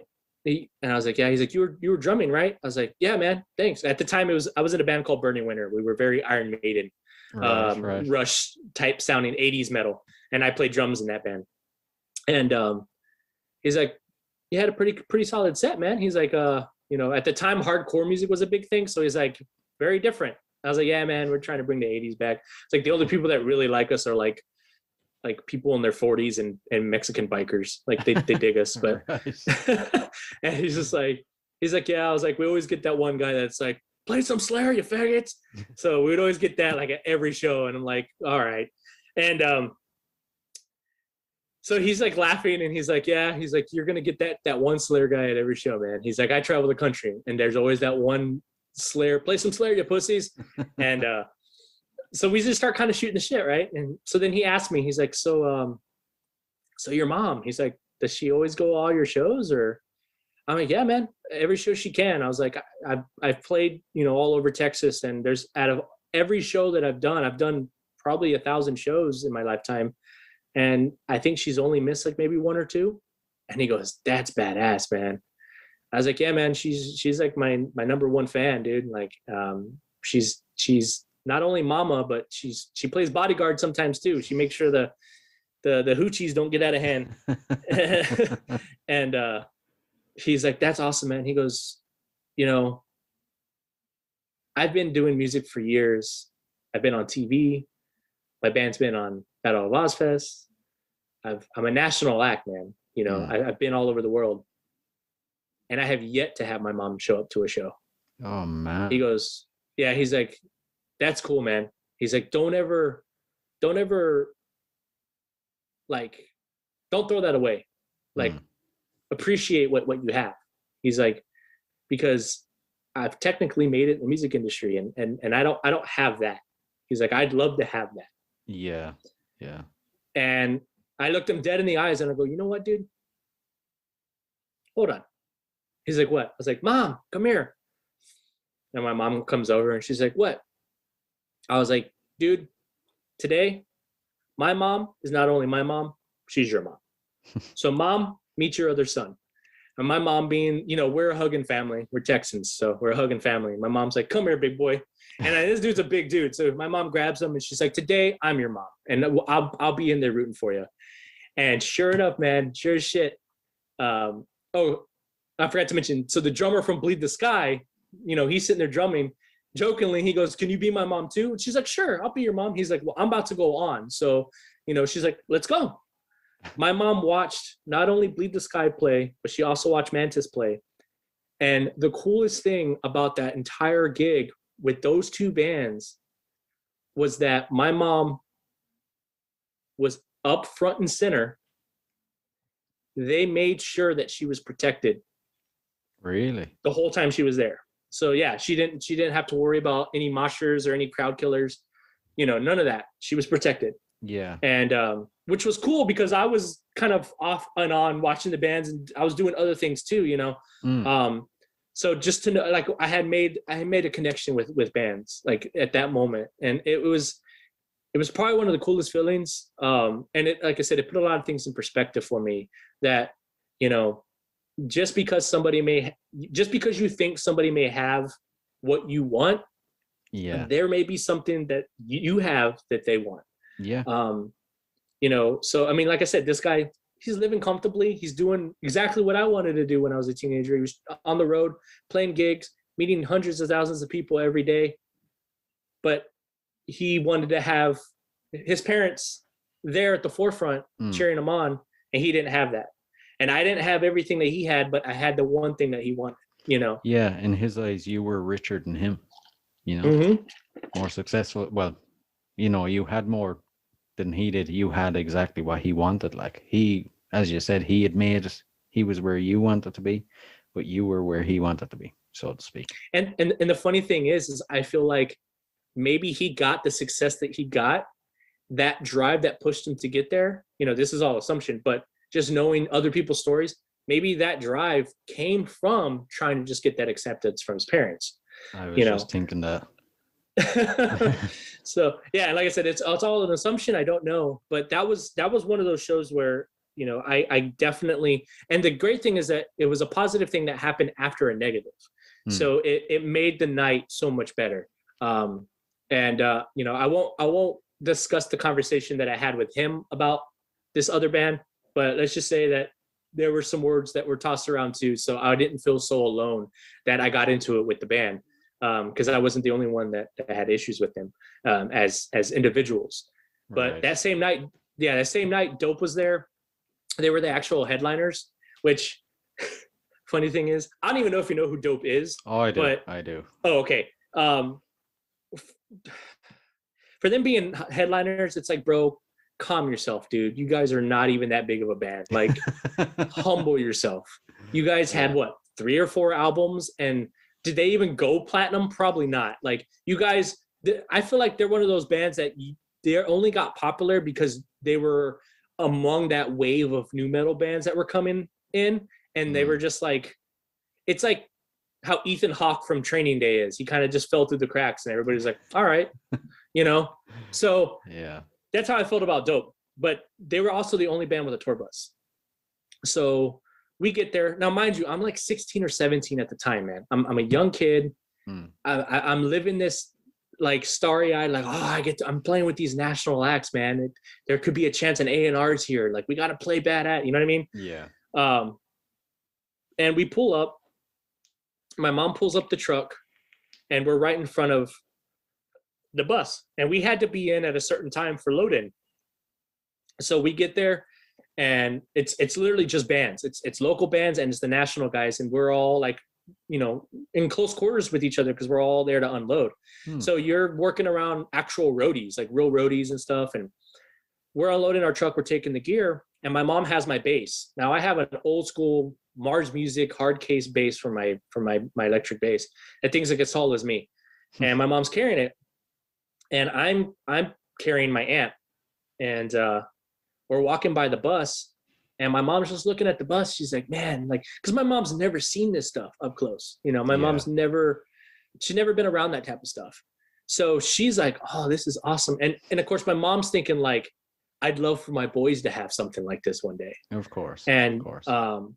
So we're walking in, and let me also remind you, at this time, my mom was killing it. My mom was a cab driver at the time, and a lot of people look at cab driving like, my mom was killing it. My mom was making fucking six figures as a cab driver.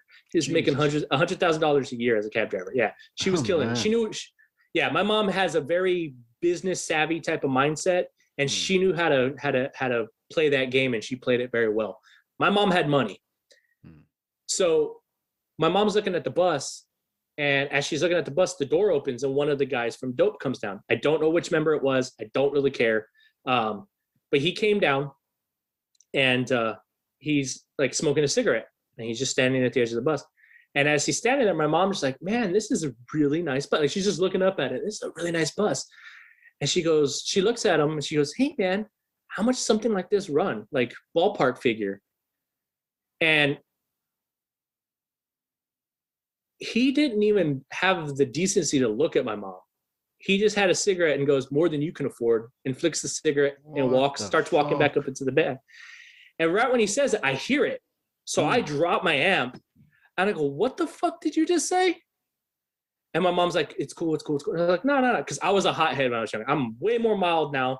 I'm a laid back 30-year-old man, which is funny because, ever since I started buying guns, and I have guns, I'm way more mellow, because at the end of the day, it's like, I don't want to shoot anybody. You know what I mean? So like, I'm a more mellow person. I avoid drama at all costs. But when I was a teenager, bro, I was ready to throw hands. Like the amount of times I got in fights at shows just because like somebody was being stupid. Like, so I was ready. I dropped my amp. I was like, what the fuck did you say, man? And I start walking towards his bus, and he looks back. And he goes, and just keeps going. Oh, I was fucking fuming. He closes the door. I hit the door. I'm like, come back out here, you fucking pussy. And of course, security comes out, and this dude's way bigger than me. He's got like 200 pounds on me. Dude could fucking, I know when I'm outclassed. Yeah. And he comes out. He's like, we got a problem. I'm like, I don't got a problem with you, bro, but your boy. And he's like, keep moving. So I did as I was told, because I wasn't about to get beat up by this dude. I needed my limbs because I was a drummer. So start walking. I can pick up my amp again and start walking it in, right? And after that, man, I was like, fuck that band. Which sucked, because at that time I was a huge fan of that album that had just come out. I can't remember which album it was, but it was the one that had the song "Bitch" on it. And I liked that album. I was excited to get on that show. I got our band booked on that show because of Dope. I didn't know who Mantis or Bleed the Sky were at the time. And I got booked because of I wanted to be on the show because of them.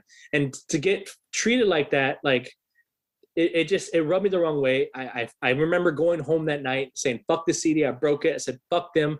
I tore their posters off my walls. I'm never back in this band ever again. And I had that mentality of like, man, if I ever become famous and we have to do a show, or we get bigger than them and they want to get put on our show, I'm going to give them a big middle finger. Yeah, and if they are put on, and if they are put on our gig, they're opening every fucking night, and I'm going to treat them like shit on the road. Always. Like, because I want to throw hands with them. Like, I'm going to do everything in my power to be like, let's go. Because you don't disrespect my mom, man. Like, that's one thing that, like, again, protective mentality. And, but like I said, the silver lining was I got to meet two other dudes who were way more humble, and they turned the night around. And it really says a lot about bands that are national acts too, because I have to put them in the same category as Flaw. Flaw, Mantis, and Bleed the Sky, all three of those bands are so cool because they actually watched the local acts. Really? Yeah. Dope. They stayed in their bus the entire time until they were ready to come on stage. And they put on a great show. They put on a great performance. But there are certain bands out there, Flaw being one of them. I've played with Flaw a few times. And Flaw's in another one of those bands that, like, we played at a club called Club Cristals back in the day. It's no longer open, but it was like a hip hop club. It was a nice club too. But every now and then they'd have metal bands play, and Flaw was playing that band. We got on with him. And I know we played more other shows with them, but this was the first show that we played with them that they were headlining. And they wanted nothing but local acts. This tells you how cool of a band they are. They would go on the road with other national acts and they would have locals open, but this was their first headlining tour, but that they've done in years, because this was way past their second album. But this is when they went on tour, they wanted nothing but locals to open for them. So every show that they did, locals were opening, which says a lot about them as a band. But not only did they have locals open for them, they sat at the bar and watched you play. And they were very accessible. They didn't have a bunch of security hanging around them. If anything, the drummer took his dad on the road with him. So I'm over there shooting the shit with him and his dad. And, again, we had something to bond on because my mom went in on every show. And I'm like, dude, you're doing exactly what I probably would do. They didn't have no big tour bus. They had a camper, and the dad stayed in the camper with the band when they were on the road. And I was like, dude, the band's cool with that? I was like, yeah, man, the band loves my dad. And I'm like, that's awesome. Cause that's pretty much what I would have did with my mom had I gotten signed in my teenage years. If we had a camper or tour bus, whatever it'd be, like, mom, you're coming with us. You're the band mom. Let's go. Yeah. And, so that was one of those bands that they did that too, man. And like, I remember they were like, hey man, like one of the guitar players was like, can't find my picks. Can one of y'all loan me a pick? And we're like, yeah, man, here, local band's giving a national act a pick. Here you go, bro. And we're up in the front, and that type of stuff I love. And it's always been something that I wanted to do. Like if I ever became anybody in the music industry, is to be that person. Because again, it's just who I am. And two, you never know who you may mistreat. And then they come up and they're like, fuck you. Now I'm famous now. You're wanting to come to my shows now. And I think that happened to like someone like George Lopez. I believe that happened to George Lopez with the dude from Chips. I forgot that guy's name, but the actor from Chips. Yeah, when George Lopez was a kid, he met that guy and he was trying to get his autograph or whatever, and the guy kind of just blew him off. And then now George Lopez is this big star, and in one of his specials, he's like, fuck that dude. Like he out on the special, he told the whole story, and then he's like, fuck that puto, like just straight up, And but that it's true. You want to be nice to everyone, because you never know, exactly. Building those relationships, you never know who might outclass you, if you will, later in life, and that's kind of why I want to build a community. That's why I enjoy, having discussions with you outside of the podcast, and why we were talking, way before we decided to do an episode with each other. And, I even told you, and I the other guy that I did an interview earlier this week, and I told him the same thing. It's like, when I do a podcast with you, man, get used to it, because I'm going to randomly hit you up message wise and just to see how you're doing. Because again, I want to build a community. I'm very community driven. I see, like, a lot of the podcasts that I listen to, a lot of the comedians that I watch, they all came up together, right? Yeah. You have Bill Burr, Bert Kreischer, Tom Segura, Joe Rogan, Bobby Lee, Ari Shaffir. All these dudes came up together. They all have separate podcasts, and they all just kind of, have these weird podcast orgies, if you will, with each other, and they're just all over the place. And same thing with bands.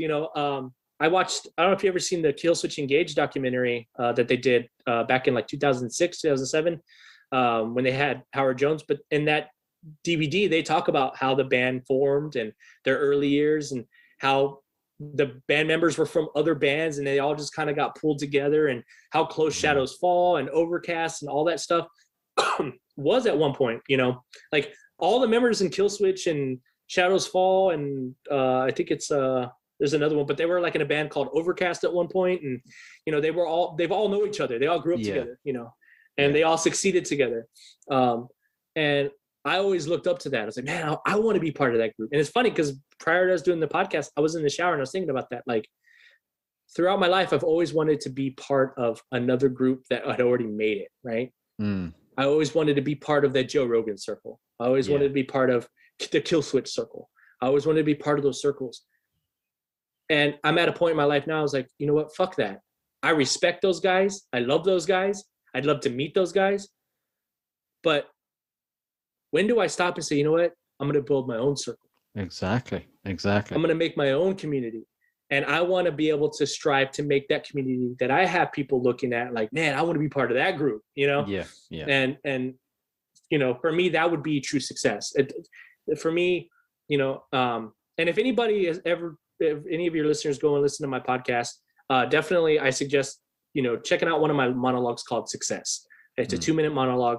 And I talk about that, like what success means to me and what I think it means to the majority of people. And I think that will put everything into perspective, and that's why I hold myself the way I do when I'm playing shows. I got a lot of people, a lot of times would think I was some famous dude, and I was like, nah, man, I'm just some shithead. I had long, beautiful hair and I had piercings all in my face. And, I'd have people come up to me and be like, hey man, what town are you from? And local bands that I'm on the same level with them.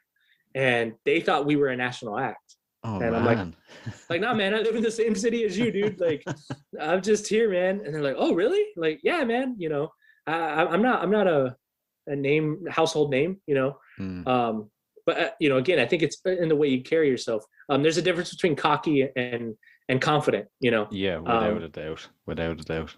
And I think a lot of people, especially people who have that mentality of you got to fake it till you make it. I think that they tend to have the cocky overconfidence. And I feel like where confidence comes from is if you believe in what you're doing and you're honest about what you're doing and you actually like what you're doing, you have fun doing what you're doing, I think the confidence will show. Yeah.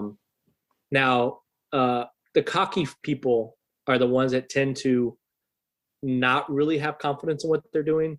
They're kind of bullshitting their way through it. They don't believe it. Yeah, they're just bullshitting their way to success. And dude, trust me, there are bands here that have been signed to labels. Music's not that great. Not a huge fan of them. And I know them on a personal level. And it's kind of one of those things. It's like, I know what your intentions are. I know how you speak when you're not in front of people.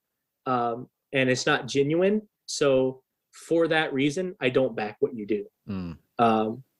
Yeah, even if the music was good, I would give them that merit and be like, hey, your music's good. I just don't like you and like the way you hold yourself.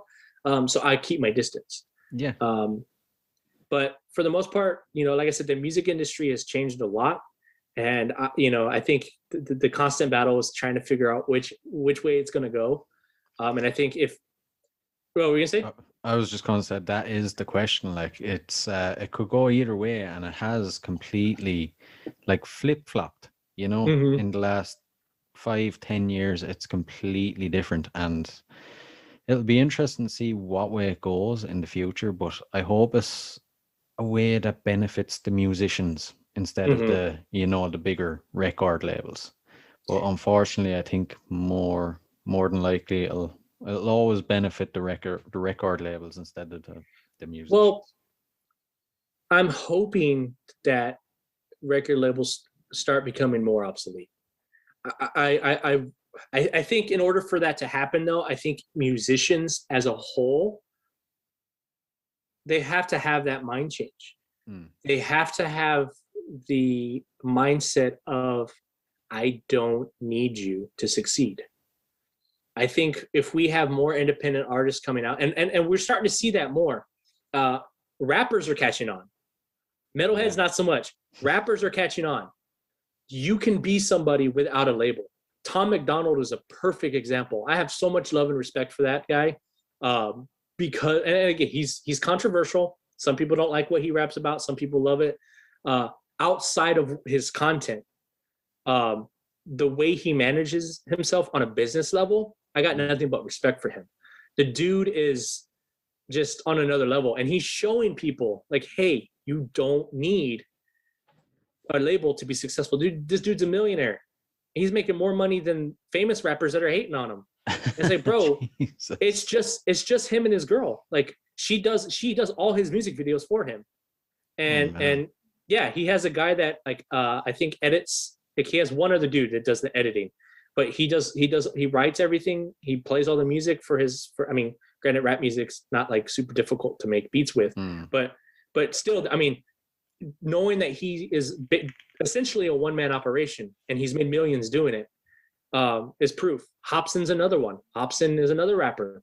He made it on his own. He got signed with Eazy-E's wife. She owns the record label now. She signed him. She screwed him over. He made many songs about it, and you know, he eventually went down the path of being an independent, and he's very successful. Immortal Technique, very successful. So rappers get it. We just need metalheads to understand too, and understand that, like, hey man. And I think a lot of it, I mean, if you really want to get into it, we can. I think a lot of it comes from the elitism and kind of what I touched on earlier about like genres. You have that same type of elitism when it comes to recording styles. So I have a home studio. You can't see behind me, but behind me I have an electric drum kit. And you know, I just recently bought that. Before that, like all the songs that you're playing that I gave you, those were done by hand on a computer with Superior Drummer. We have I programmed the drums like a skeleton of those drums. Right. And then I sent it to my friend who's a way better drummer than I am. And I said, hey man, go balls deep in these songs. So like Day of Reckoning, he did the drums for. I was like, but make it realistic. Like I want to make sure that you could actually play what you're putting on there. You know what I mean? Yeah. So I feel like programs like a Superior Drummer, they lend an ability to people who don't have the meat. I live in an apartment complex. I have an acoustic kit. I could go buy drum mics. I could mic it up, but I don't have the $20,000 that it costs to make the room, you know, soundproof. Proper. Yeah, and have a raised floor and all that stuff. I don't have that type of cash to do that right now. So to have Superior Drummer and use that as my platform for music, I think that's great. I use Helix Native for my guitar tones. You know, I don't reamp or use an actual amp or none of that stuff. Again, my room isn't made to try to amp up or mic up an amp, you know? So, but you have these elitists, it's mainly old school dudes that are like, you know, that's not real music. You know, you got to play the tape and you got one shot and you got to be able to nail it on one shot, and rah, rah, rah. You know? So I think that for the younger generation, a lot of that type kind of tends to wear on people. And again, they start second guessing themselves.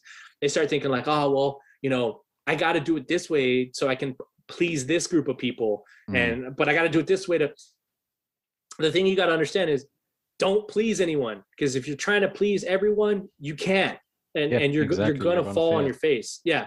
So at the end of the day, do what makes you use the tools you have at your disposal and make the best of it. And again, it always boils down to what I was saying earlier about the perfection thing. You're not going to be perfect at the start. You know, I put over $2,000 into what I have now. I didn't have it like that. You know what I mean? And then if you look at all my instruments on top of that, dude, I have probably like $10,000 or more sitting in this room. I didn't get that overnight. Yeah. You know, this microphone alone is $400. I didn't get that overnight. I had to work to get this. You know, I had to work to get my monitors. You know, I have a buddy who mixes. He didn't buy monitors. He uses an old school stereo, that like the little CD disc stereos. Yeah. He has one of those. He hooked it up to his laptop. He's like, I mix with that.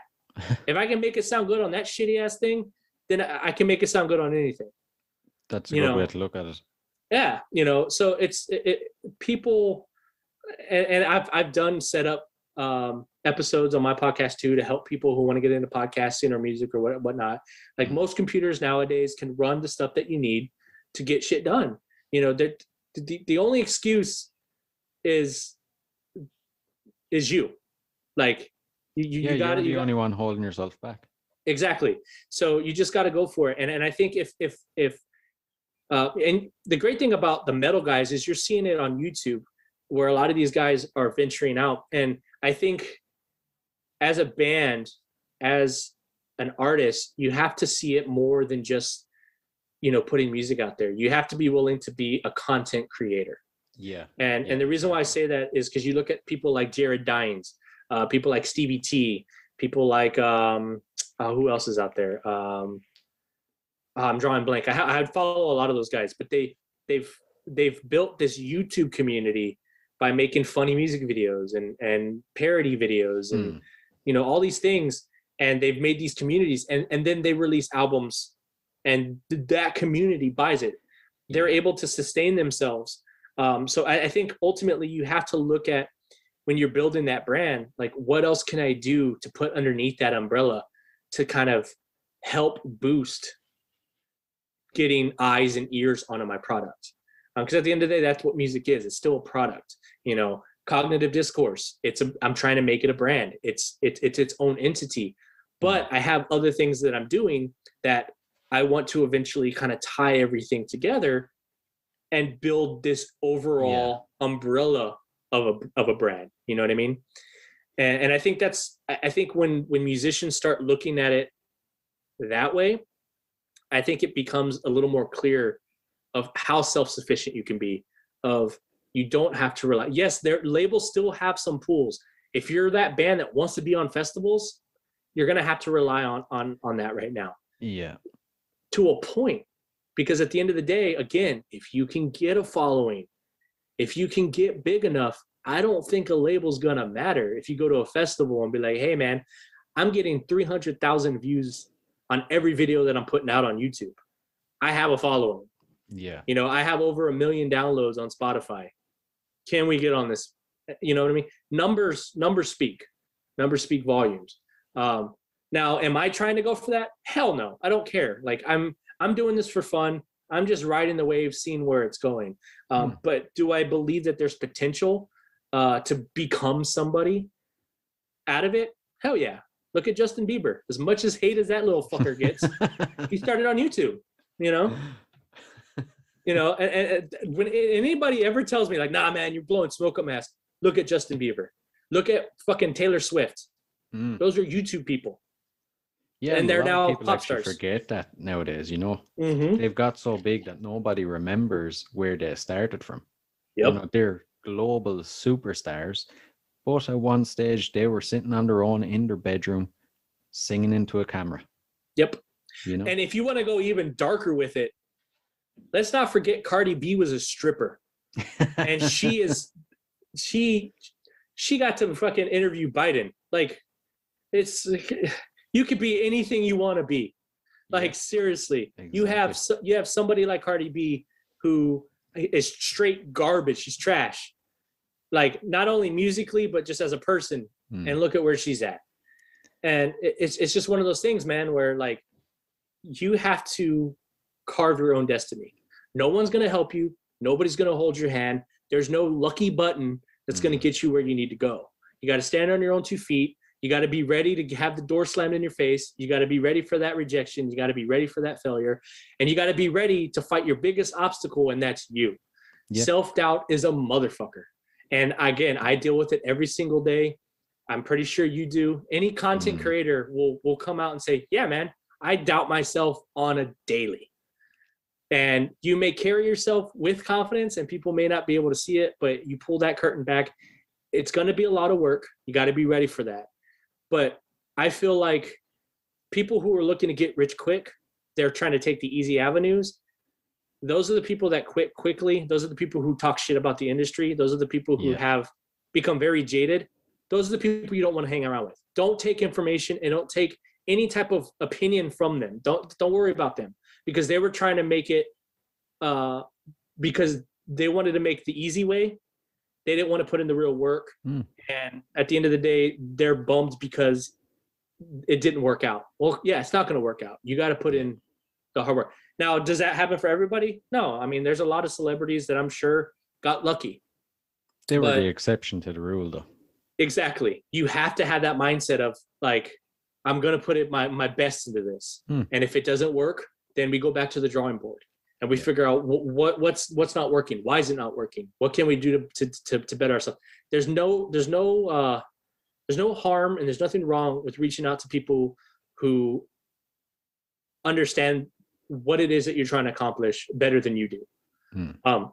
The reason why I've learned a lot of the things that I've learned, and I continue learning about different things, is because I'm not afraid to ask. I'm not afraid to be like, I don't get how to do that. I don't know what I'm doing. I think too much people, again, that confidence and cocky, too many people want to try to pretend like they know what they're talking about and know what they're doing. And in reality, they don't know. And they're too afraid to ask.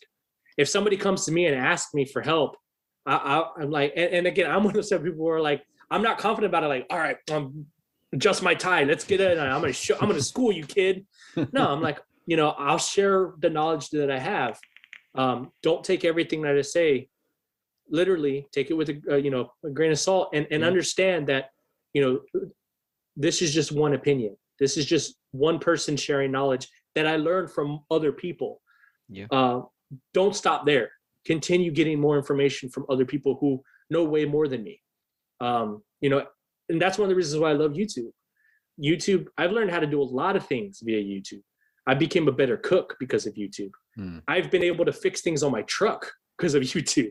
I've been able to, I didn't have a father in my life. I had a stepdad who was a piece of shit, didn't teach me nothing. So I didn't learn how to become a quote unquote man through him. I learned how to shave on my own. I learned how to wipe my own ass. I learned how to take out,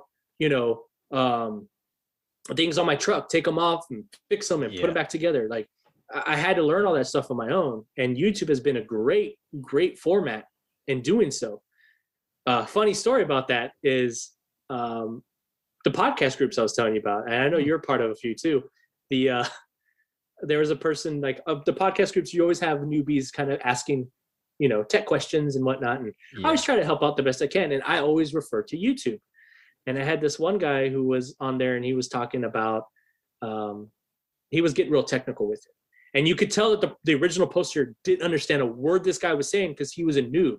It's like, you got to break it down a little bit. You can't use these technical terms. Yeah. And so I gave my 2 cents. And I also told him, I was like, hey man, I learned everything on YouTube. So, whatever programs you're using, like if you're using Reaper, type in Reaper, how to edit. And on YouTube, you'll have tons of videos that come up showing you how to edit on Reaper.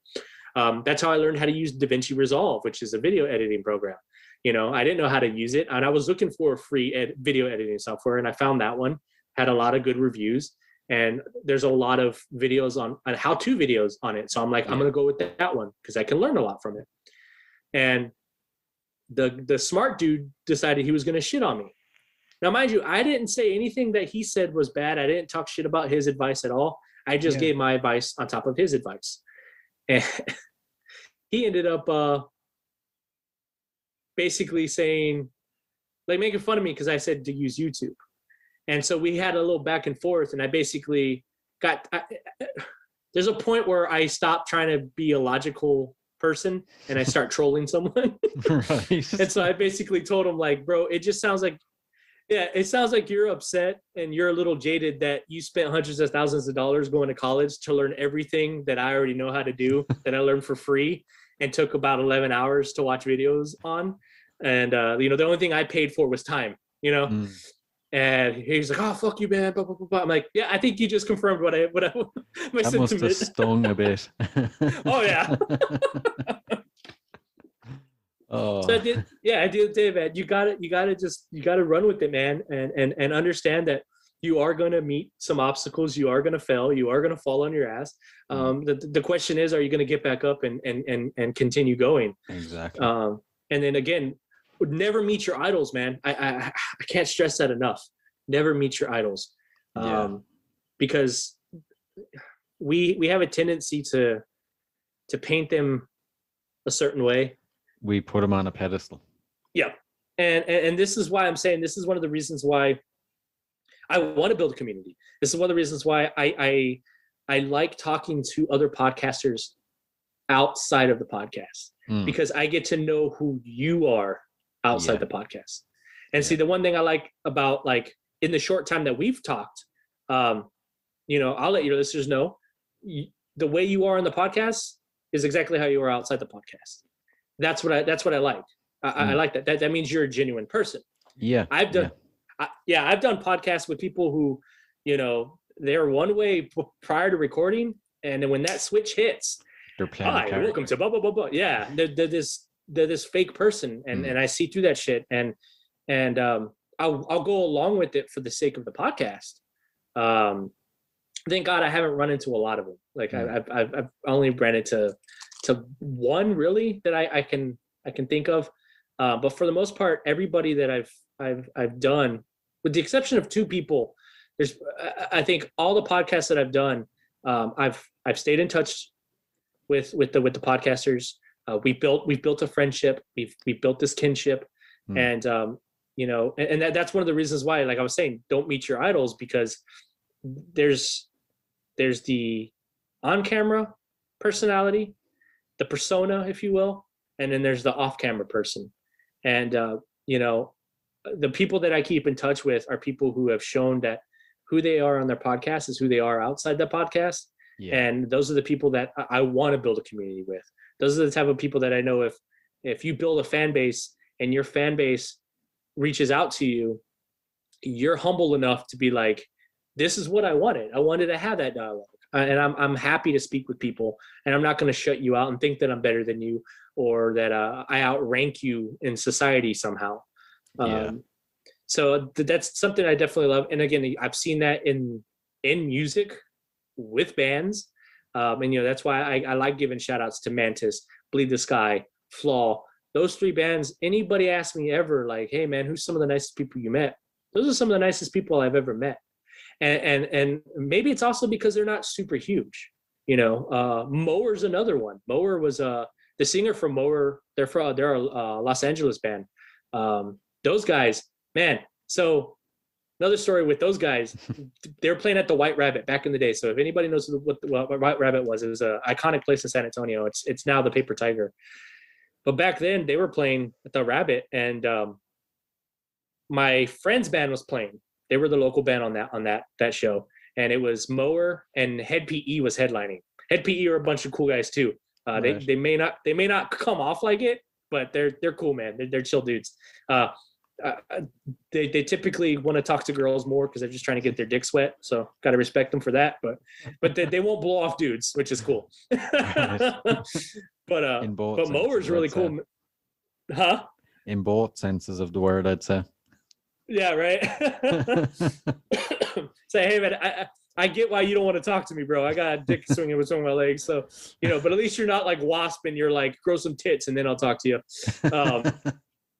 But Mower, man, my friend's band was playing, and I was roadieing for them at that time, and so they played their set, and I was helping them unload. Security saw me going in and out. I was going out to the back door on the right side of the stage, taking equipment out, loading up the truck. He had no problem with me loading up the trailer while I was doing that. It wasn't until I was trying to go back in to watch the bands play. And the singer from Mower was standing outside where the bands were doing the loadouts, and he's drinking a Bud Light. He's just chilling. And he's there with the other bandmates, and they're just chilling. I believe they were barbecuing too at the time. And they're like a little pit out there. And we finished putting everything in the trailer, and I start trying to walk back inside. And now the security guard's pushing me back out the door. Oh, man. And no in and out. I'm like, what the fuck are you talking about, no in and out? I'm with one of the bands, you dickhead. Yeah. Sorry, man, no in and out. Like, fuck you, bro. You've watched me come out here with, like, every single drum piece and a fucking Marshall amp, and now you're going to tell me I can't go back in? And he's like, what the fuck did I say? I was like, I heard you. Are you hearing me? What the fuck's your problem? So I'm starting to get irate. I'm by myself because the band was already back inside.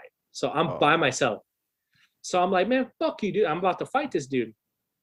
and the singer from Mower comes over. Now the dude from Mowers, these are some roughneck LA dudes. They're not little slouches. The dude's kind of like he's a built white bald dude. He comes up and he's like, "Hey man, why are you being a fucking dick?" Like, and I hear it. I turn around and I'm like, I thought he was talking to me. I was like, "The fuck?" And I see him looking right at the security guard.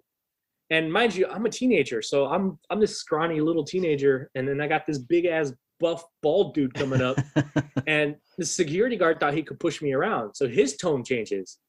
And at first, because he's got this look like, what the fuck, who's talking shit? And he looks over and he sees the dude from over. He's like, oh shit. Yeah, and he's like, hey man, I was just telling this kid no in and outs, man.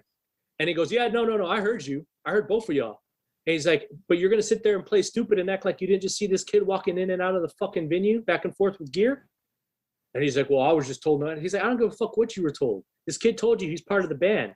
You let all the other bandmates back in there. Let them in. He's like, you know what? Fuck you. He grabs me by the back of my neck and he goes, come here, man. And I'm like, oh. I'm like, okay. And he's like, you're gonna hang with me tonight. I was like, oh, okay. And he's like, what's up, man? I'm so and so. I can't even remember his name either. He shakes my hand. He's like, I'm in Mower. Like, have you ever heard of us? I'm like, if I'm being honest, no. And he's like, oh, that's cool, man. We're from LA. We're on tour with Head PE. Hey, you should check us out, man. And I was like, yeah, definitely. And he's like, you want a beer? And I'm like, I'm not 21. He goes, here, you'll have a beer. And I'm like, all right, dude. So I probably shouldn't say that on the podcast, but I'm old enough now.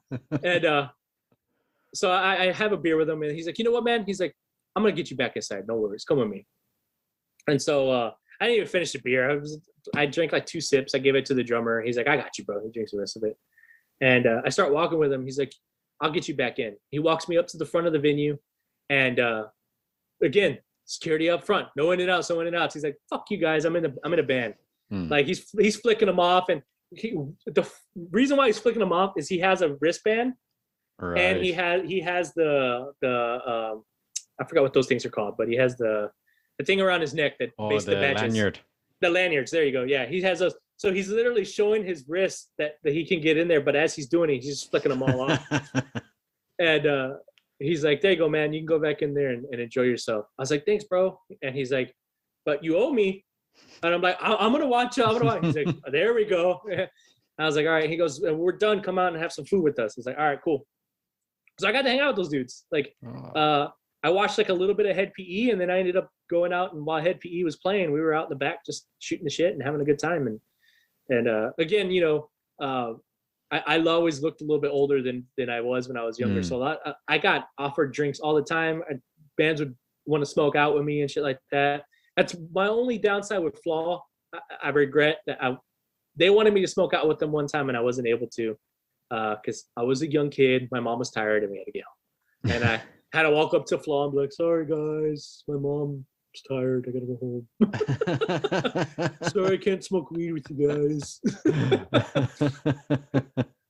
Yeah, man, being on the road's fun. Seeing different bands, you know, and like I said, you're gonna run into different types of bands. You have bands that are gonna respect the grind, watch you play. And then you have other bands that don't give a fuck about you, and they're gonna play. Be careful with your local shitheads too. They're the same way. We did a show in Dallas Fort Worth area one time, and the big band in that city was I guess you would call them the headliner, but we went on after. We were the closing band, and we got totally fucked out of that show, man, because they went on, totally killed it, and instead of telling them to stay for our band, who drove all the way from San Antonio to play, they basically said, hey man, we're going to go to the after party now, so everybody head to the after party. Oh, no way. Yeah, we played to like the bartender and the security. That's about it. And it was rough. And then on top of that, the promoter tried to screw us over. That band, I actually quit that band for that reason. That band, I played bass for that band. It was another band that I was doing just on an offshoot. I wanted to play shows, and when I got in, it's one of those bands that has So I am Mexican, but as you can see, I'm very light skinned. And it's the Spaniard blood in me. There's only a few people in my family that are pretty brown. Everybody else, we have light skin. You know, some of us have blue eyes. Yeah. So we look really white. And this was the first time I was in a band of nothing but like straight up Mexicans. Right. And like even the dad was the quote unquote manager, and the drummer was the son of the dad. Okay. And so the dad had this mentality of like, you know, I'm tough shit. I'm a hard ass, and I make sure this band's going to succeed, and I'm going to run you guys into the ground, and you know, you need to be here on practice, and blah, blah, blah, blah, blah. And I just thought that shit was funny, because I was like, bro, like the only time you're allowed to question my bass playing is if I'm fucking up. And if I'm fucking up, you're more than welcome to call me out. But I can guarantee that's not going to happen, because 1, I don't drink before a show. 2, I practice at home. And 3, I come to rehearsals prepared. There's a difference between practice and rehearsals. And if you're listening to this and you don't know the difference before you join a band. You practice at home, you rehearse with your band. Yeah. And so he had this mentality, and I remember he was like, when the band decided they wanted me, I went and tried out, they wanted me. This should have been my first red flag, and I didn't pick up on it. But the dad was like, yeah, you're all right for a white boy. Oh, man. And I'm like, I don't know what the fuck that's supposed to mean, but all right, check my last name, bro. You know, I'm not 100% white, but all right, cool. Like I come from an old school Mexican family, in the sense that like we used to dig holes and put a whole cow head in the ground and cook barbacoa the old school way. My mom knows how to fucking basically cook a pig, how to harvest a pig and cook it. Same way with a chicken. Like I can give my mom a live pig and be like, gut this thing and let's put it on the pit. My mom's like, all right, cool. So don't come at me with that bullshit. Like we're old school Mexicans. And but what made me quit that was that show, man. Like the drummer had this mentality of, he looked up to Chris Andler from Lamb of God, and he was one of those guys that was like, you know, I want to be like Chris Andler. I want to run this band. You know, Chris Andler's why Lamb of God got to where they were, and blah blah blah blah blah. And it's like, well, no, the band got them where they were because they're all very talented. Yeah. He just was behind the scenes doing the business stuff, which is respectable. But you know, you're coming off like a fucking cocksucker because you want to try to tell us how to basically live. And that show was in Dallas. We were being paid for shows. I wasn't allowed to say anything. I was just the bass player. Now, mind you, he didn't mind when I brought ideas to the table, because again, I can write music. I have a sense of how I want to write music, and I wrote a few songs for them. But on a business aspect, he wanted no advice from nobody. Nobody was allowed to say anything. So I knew my place. Yeah. I was like, okay, cool. That's what you want. I'll just be a bass player. You know, I'm not going to get involved. So we go to Dallas. We have to rent a truck to get there. We rented a van, and we were going to take it up there because the dad didn't want to use his truck. So we rented a van. Problem was, the dad couldn't rent one because he didn't have either an ID or social security card. He didn't have one of them. So he couldn't rent the van. So my mom was forced to do it. Now, mind you, my mom was still a cab driver at this time. My mom, remember I told you she made 6 figures? Yeah. She was working 16, 17-hour days to achieve that. Okay. So my mom is tired as fuck. She goes and rents this van, and none of us can drive it because none of us are over 21. You have to be over 21 to rent a vehicle. And so my mom has to drive us up there. Oh, no. And the dad was like, well, just rent the thing and then I'll drive it up there. She goes, no go. Like, I'm putting my foot down. I rent it. It's in my name. You wreck this fucking thing. It's the insurance isn't going to cover you. It's only going to cover me. Yeah. So my mom's like, don't worry, I'll drive it. So we get up there. While we're driving up there, the dad tells the drummer, his son, go ahead and give the money that you guys make from the show to her, and then I'll put that money back into the band later. Because my mom had to use money out of her own pocket to rent the van. She didn't know any of this was going to happen. So we're on the understanding that my mom's going to get paid back at the show. We were supposed to make, that show was a $400 guarantee. We were supposed to make $400 off that show. Which, in retrospect, it's actually not a bad payout considering we didn't have a fan base in Dallas. And we were basically going there, you know, leeching off of the fan base off of other bands that were local there. So a $400 payout is pretty fucking good. And it was guaranteed to us. That's the part that stayed with me. Yeah. Because I asked him, I was like, is it guaranteed or is it based on how many people we bring? He goes, no, he guaranteed me $400. I was like, okay, we're getting $400. We drive all the way to Dallas. Now, mind you, Dallas is about a 6-hour drive from San Antonio. 6 hours up there, 6 hours back. That's 12 hours on the road. Yeah. For $400. Not including gas and not including the price it was to rent the damn van. So we drive up there. We play the gig. And as I told you, fucking nobody there. The main band takes all the crowd. So we're basically playing a fucking nobody. Granted, one of the security guards was friends with Dino from Fear Factory. And so it was cool to have him watch us, and he gave us props on our thing. So that felt good because he was like, man, I wish the band would have been cocksuckers, and you guys are pretty good. And I was like, oh, thanks, man. And then we started talking about Dino and all that stuff. So anyway, I wasn't allowed to discuss business, right, with the promoters. We get back in the van, we play our show, we load up, we start heading back. So I start telling the dude, like, hey, man, don't forget to pay my mom. Now, I could have fucking straight up told him right before we got in the van, give my mom the $400 or tell my mom, go get the $400. I trusted him. So he's like, I'll give it to you when we get back. I was like, okay. So I was like, just don't forget. So we get home. It's now like 4 a.m. and we're all fucking tired. And he pulls out money and he hands it to me. I open my hand, it's $40 fucking. What the fuck? That's a big difference. And I'm like, hey, dude, what the fuck is this? And he goes, well, that's the money. I was like, we were guaranteed 400. He's like, yeah, well, when we got there, he said that he brought it down to 200. I'm like, okay, and he goes, and then he said he handed me 100. I'm like, you didn't fucking check it before we left? They did one of those like cool high five type slide the money in the hands. I'm like, and if he gave you $100 bill, there's 2 bills in here. That should alone tell you that's not $100. Like, yeah. If he told you he gave you $100 bill and you felt 2 pieces of paper, I would have looked at him like, wait, this is more than one piece of paper. So I was like, so let me get this straight. We were supposed to get 400. Then he tells he's going to give you less than that, half of it. And then he tells you that he gives you half of that half. And then he didn't even give you half of the half that he said he gave you. And that confused the shit out of him. I was like, he said he's going to give you 400. He said he's going to give you half of that when we got there, which is 200. Then as we're leaving, he says he's going to give you half of that 200, which is 100. And then we get home and it's not even half of the 100 that he said he gave you. And he's like, I'm like, dude, what the fuck, bro?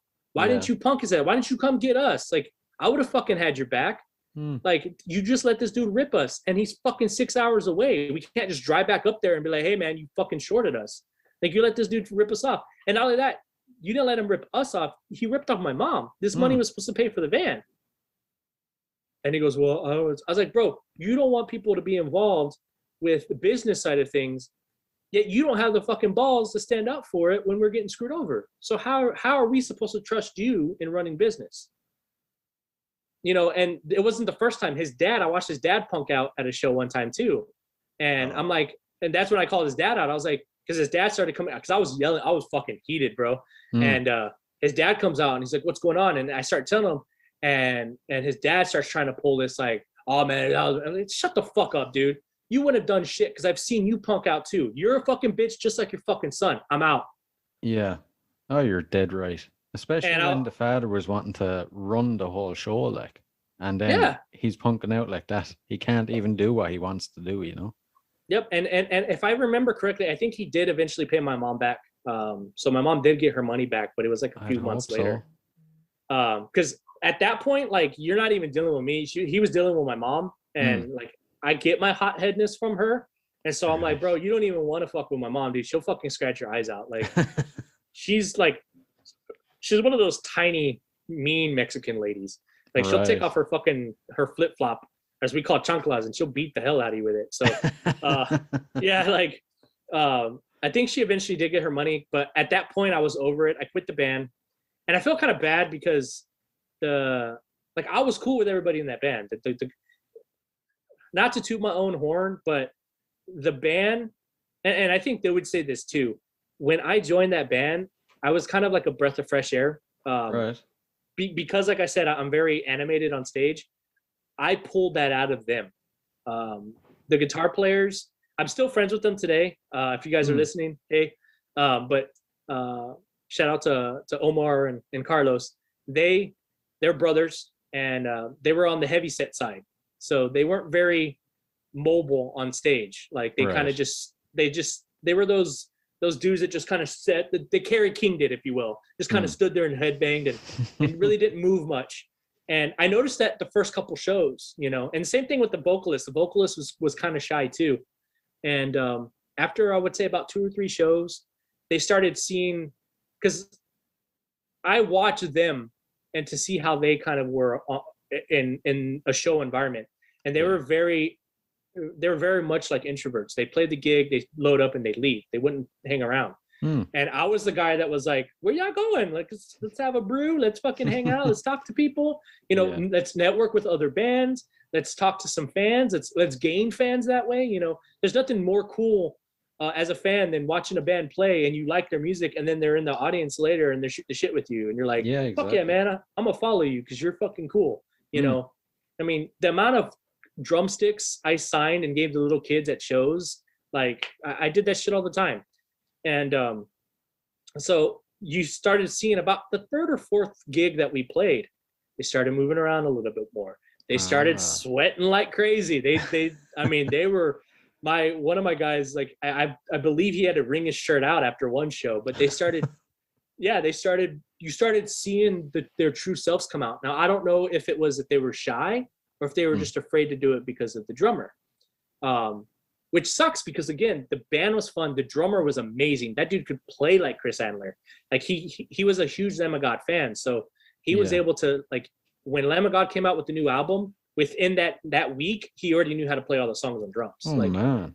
Yeah, he was a talented drummer. He did drum band in high school and shit like that. So, you know, drumming was in his blood. His attitude was just poor.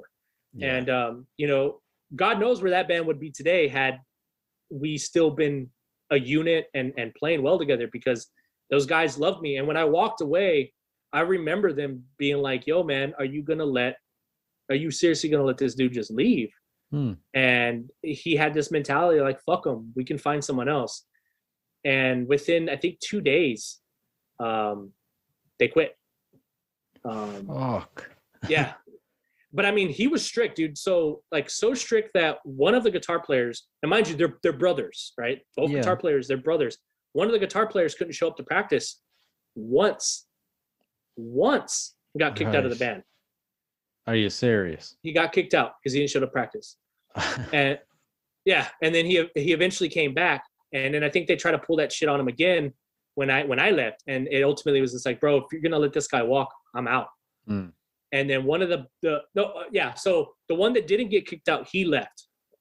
This happened back in like 2009, so I'm trying to remember the order. But he left because he was real cool with me. The other one stayed just because he wanted to play guitar, right?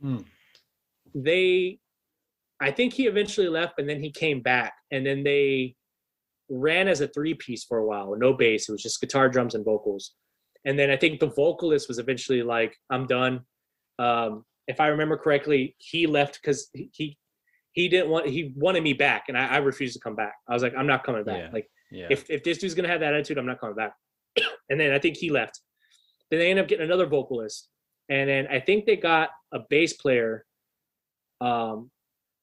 And then I think eventually the guitar player said, "This is dumb. Like this is not what it once was." I think he ended up getting into school, and he studied engineering. So he started becoming a music producer. And I think that's what he does now. But I don't know what happened to this guy. I know I saw him show up on my Facebook a while back as somebody you may know. I don't know if he's still playing music. I've kept in touch with the 2 guitar players. I don't know what happened to the vocalist. The vocalist kind of reminded me of the dude from Chimera. Right. With a little bit more of like a high raspy instead of like that mid. But that's kind of what made me join that band. I was like, they kind of have like a Chimera vibe. And so like I had fun with them, man. It was a good time. But yeah, like that's what I was saying. Like that's kind of one of the reasons why it pushed me into wanting to be a solo artist, man. I run into a lot of people who they just egos, man. And like I said, I have my That own has ego. to be the worst part. Yeah, I have my own ego, man. Like, but you know, I'll just stop you there. I just need to pop Yeah. to the toilet if you don't mind. Yeah, no worries, no worries. I'll be back in 2 seconds. Okay, no worries.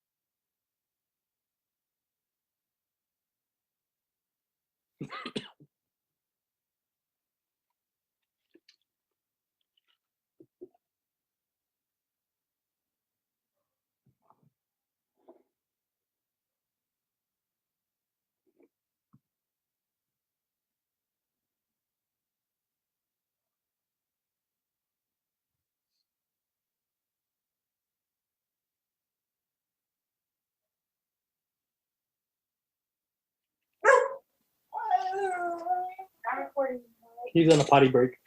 Oh, okay, because I got to pee too. Okay. We'll make it quick. Shut up, Rampage.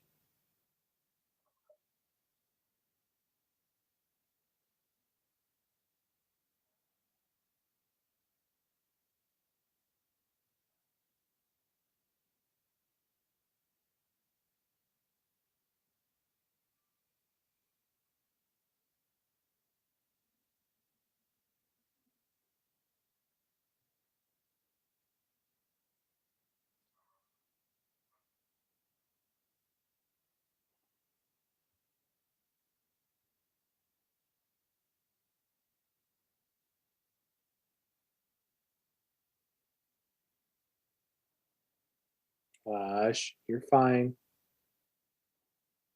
I swear to get dusty.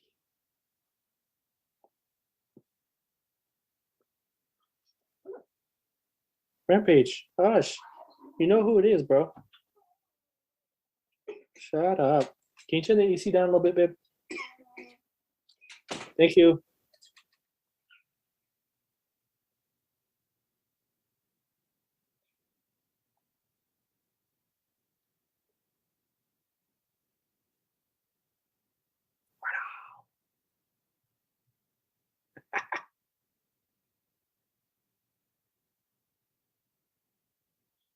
Squirrel Squad.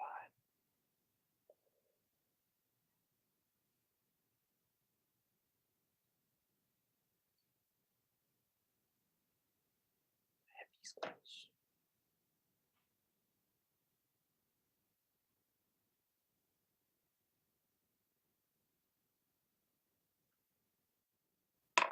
Ah.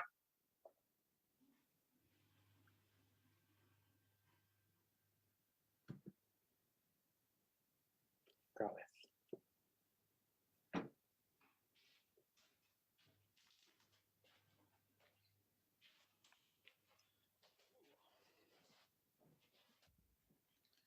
Hey man, sorry about that.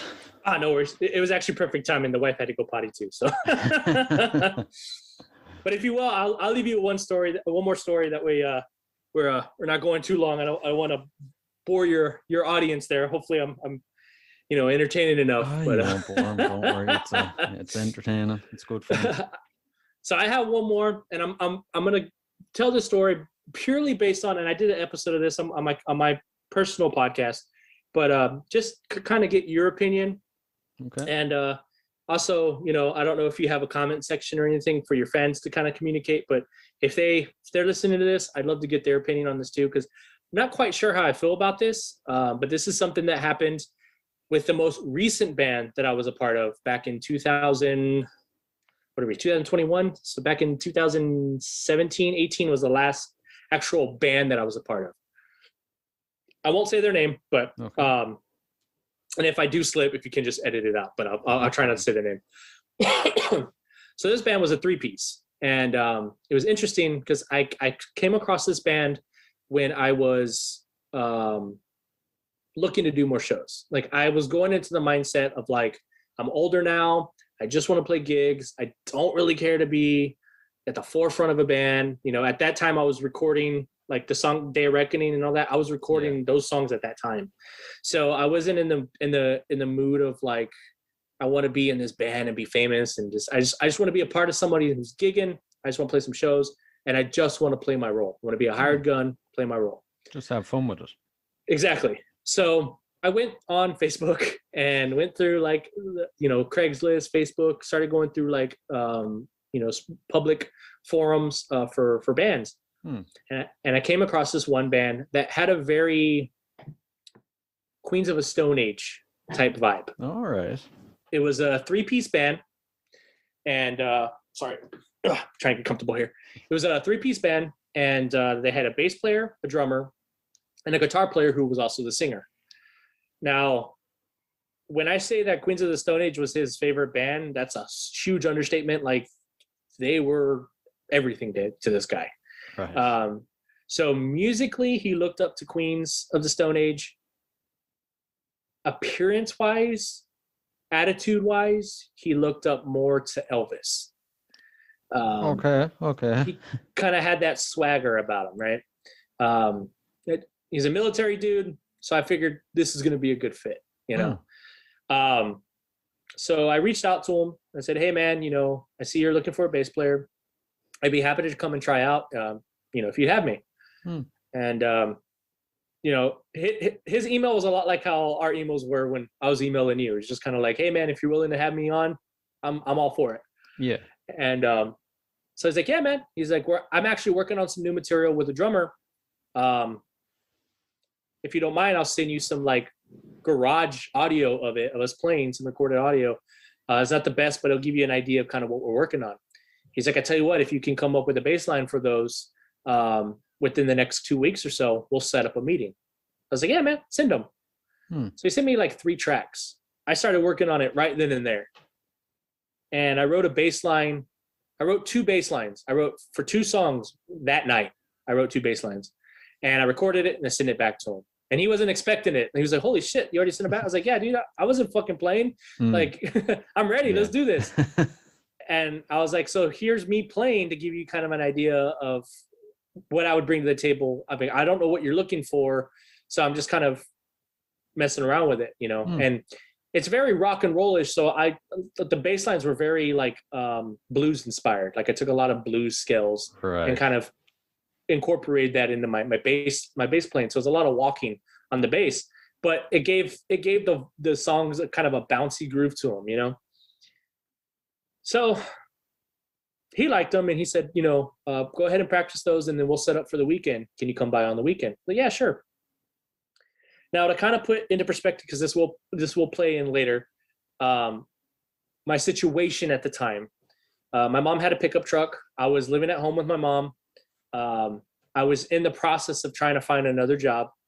And I was at a job, but I wasn't happy at it. So I had applied at this other job that a friend was trying to get me into. And so I was doing this like crazy manual labor job that was kicking my ass until I could get the other one. So my focus was on that too. Like I had that going on.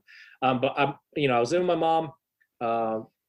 We were getting I used my mom's truck. And again, like I said earlier, my mom was one of my biggest fans. So she didn't have a problem, you know, helping me out. Yeah. So I show up and, you know, he meets my mom because my mom went with me. I take that back. The first time I went by myself. I took my mom's truck and went by myself. I had just had my daughter. So yeah, this was about almost 5 years ago because my daughter was like 2 or 3 months old. And I went by myself. I took my amp. I took my bass. And the amp that I took it's a Line 6 lowdown. And it's a 150 watt amp. It's a combo amp, and the fucker is heavy. It's about 3 feet tall. It's a heavy ass amp. So I took that, and then I took my Fender Jazz bass. I have It's a very punk bass. I actually can show it to you. See if I don't know if the camera will pick it up, but it's got this kind of green. That's not picking it up. It's got this green finish. Right. It almost looks like a Blink 182 type bass, nice. like what Mark would use. Yeah. So I took that. And I had to take the Fender. I was like, I got to take the Fender if we're going to be playing this type of music. And so we get there, start jamming with him. Everything's good, man. He's having a good time. And I told him where I stood when I joined the band. Like I did the rehearsal with him. He liked me. And he jumped on it right away. Now this should have been a red flag, and it'll make more sense as the story progresses. But it should have been a red flag of how quickly he was like, yes, you're in. Right. There was no like, hey man, I have other bass players, I'll get back to you. It was like, hey, if you want to be part of the band, you're in. I was like, okay. Like I was so like wanting to play that I was like so into wanting to play shows. I was like, all right, cool. I'm not going to question the fact that he just said that. Maybe it was part of my ego was playing. Like I'm so good. He wanted me, I don't know. But at the end of the day, I was like, all right, cool. So we set up practices. We had practice. I think it was like twice a week. And at the beginning, everything was good, man. Like it was great. We were writing songs, and I kept having this mentality of like, what do you want me to do on this song? Like, what are you looking for? Like, this is your band. Because I told him flat out, I was like, look, man, this is your band. I'm not trying to come in here, take control. I have my own project that I'm doing. All of my time and effort musically goes into that. Yeah. I'm just here to play bass. So whatever you want me to play, I'll play. Whatever style you want me to go with, I'll figure it out and I'll play. And he kept coming back with like, nah, man, like this is your band too. Like make it your own. Like I want you to put yourself into those bass lines. And, he started giving me a lot of creative freedom when it came to my bass lines. And I take that stuff seriously. I take that stuff to heart, and I'm like, okay, like I typically I'm like, okay, I look at it like, okay, this guy is being real about, my input. Like he wants to know my input, and that means something to me, Yeah. So I started putting more thought and love into my bass lines, and I started getting like a little crazier on the bass line. Started walking a lot more, started doing weird bluesy things. And he was loving it, we were in a different tuning. And the thing about me is I play by ear. So like typically we were playing in a weird tuning, and his tuning, my tuning didn't match his tuning on one of the guitars he had in a certain way, because he had 6 strings and I had 4. So I would play, I think on one of them with that guitar, I think I played like almost in the standard tuning, and he had like this weird tuning, but it fit, like it worked somehow. But if I remember correctly, but I'm one of those type of people when I'm playing, like I want to be very precise. And so sometimes I think he would forget that. And it's like, bro, I'm not like musically knowledgeable on certain things. So like, I need to find your root note and I can play off the root note. Yeah. And then if you're telling me, oh, it's an A and it's actually not an A, and you don't even know what the fuck it is, it tends to so I'm like, well, that's an A right there. And he's like, well, that's not what I'm playing. Like, but because you're not playing an A, like I don't know what fucking tuning you're in. Like, that's not an A. Like, here's your A. And it would be like a half step down. Or I would play something within, like he would have a chord, right? And I would break the chord down. So I'd play notes within that chord. And I listen to a lot of metal, so I know like how to build tension and stuff, right? So there are times when I would do that in some of the more I don't want to say dark, but some of the more like atmospheric type stuff that he did. I would try to add a little bit of that tension with the bass, and I don't think it processed with him. Like, it's like, bro, you're used to playing in major keys all the time. Like, you don't like throwing a minor in there every now and then, you know what I mean? Like, or just try to find something that's going to create some tension, and then we can resolve it later. Like, it'll make sense when we resolve it, you know? Yeah. Or if you want to be a real jerk and you want to fuck with your fans, don't resolve it. Like, go out with some tension and just leave it there, leave them hanging. That's musical fun about things, you know? Anyway, so we would play but overall writing songs was pretty easy. I started to learn kind of what he was looking for as time progressed. And a lot of it was just kind of playing off the root note, whatever he was playing, I would play that root note. And, Yeah. every now and then I'd play on the fifth and kind of fuck with them, and but overall, I'm not gonna sit here and talk like I know theory, but I had to kind of adjust myself to what he was doing. But he let me bring my guard down by constantly telling me, like, this is your band two, this is your band two, this is your band two. So I started taking that into consideration.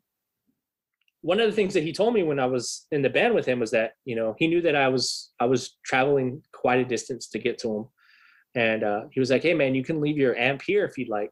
Right. And he's like, you're more than welcome to leave your gear here. And I was like, okay. And I was like, now mind you, I have multiple bass guitars. Okay. I have two right now. I actually had three, but one of my buddies is using one. And so I left my Fender there, and I had what I call my metal bass. My first bass that I ever got. It's a Brawley 4-string with active pickups. That's my baby. I don't leave that anywhere because people want that bass. Like it's any bass player that plays on it, they're always trying to buy it from me. I'm like, nope, not for sale. But that's that was my road bass and my bass that I use on recordings a lot. But I use that to practice at home. And like I said, I know the difference between practice and rehearsing. And I try to explain that to him. And like I said, that'll make sense later on. So he told me I could start leaving my gear there. At this time, I had already gotten the job that I wanted. Right. The only downside to the job was that it was 12-hour days, and I was working 6 days a week. Oh man. So I was working a lot. But I wasn't missing practices, and I wasn't missing shows. I was tired, but I was getting there. You know what I mean? I never canceled a practice. I never canceled a show. And no matter how late the show was, and I still went to work the next day. And that's kind of where the trouble started to begin. So we started doing a lot of shows. I think age had a lot to do with it, because when I was in the band with him, I was like 28 around that. I was like 28. This dude was in his late 30s. And the drummer also was a lot older as well. They grew up knowing each other. So I think he underestimated the amount of experience that I had gained in music. But I mean, even being 28, that's not. It's not like I was 18. You know what I mean? Yeah, exactly. I was just thinking that.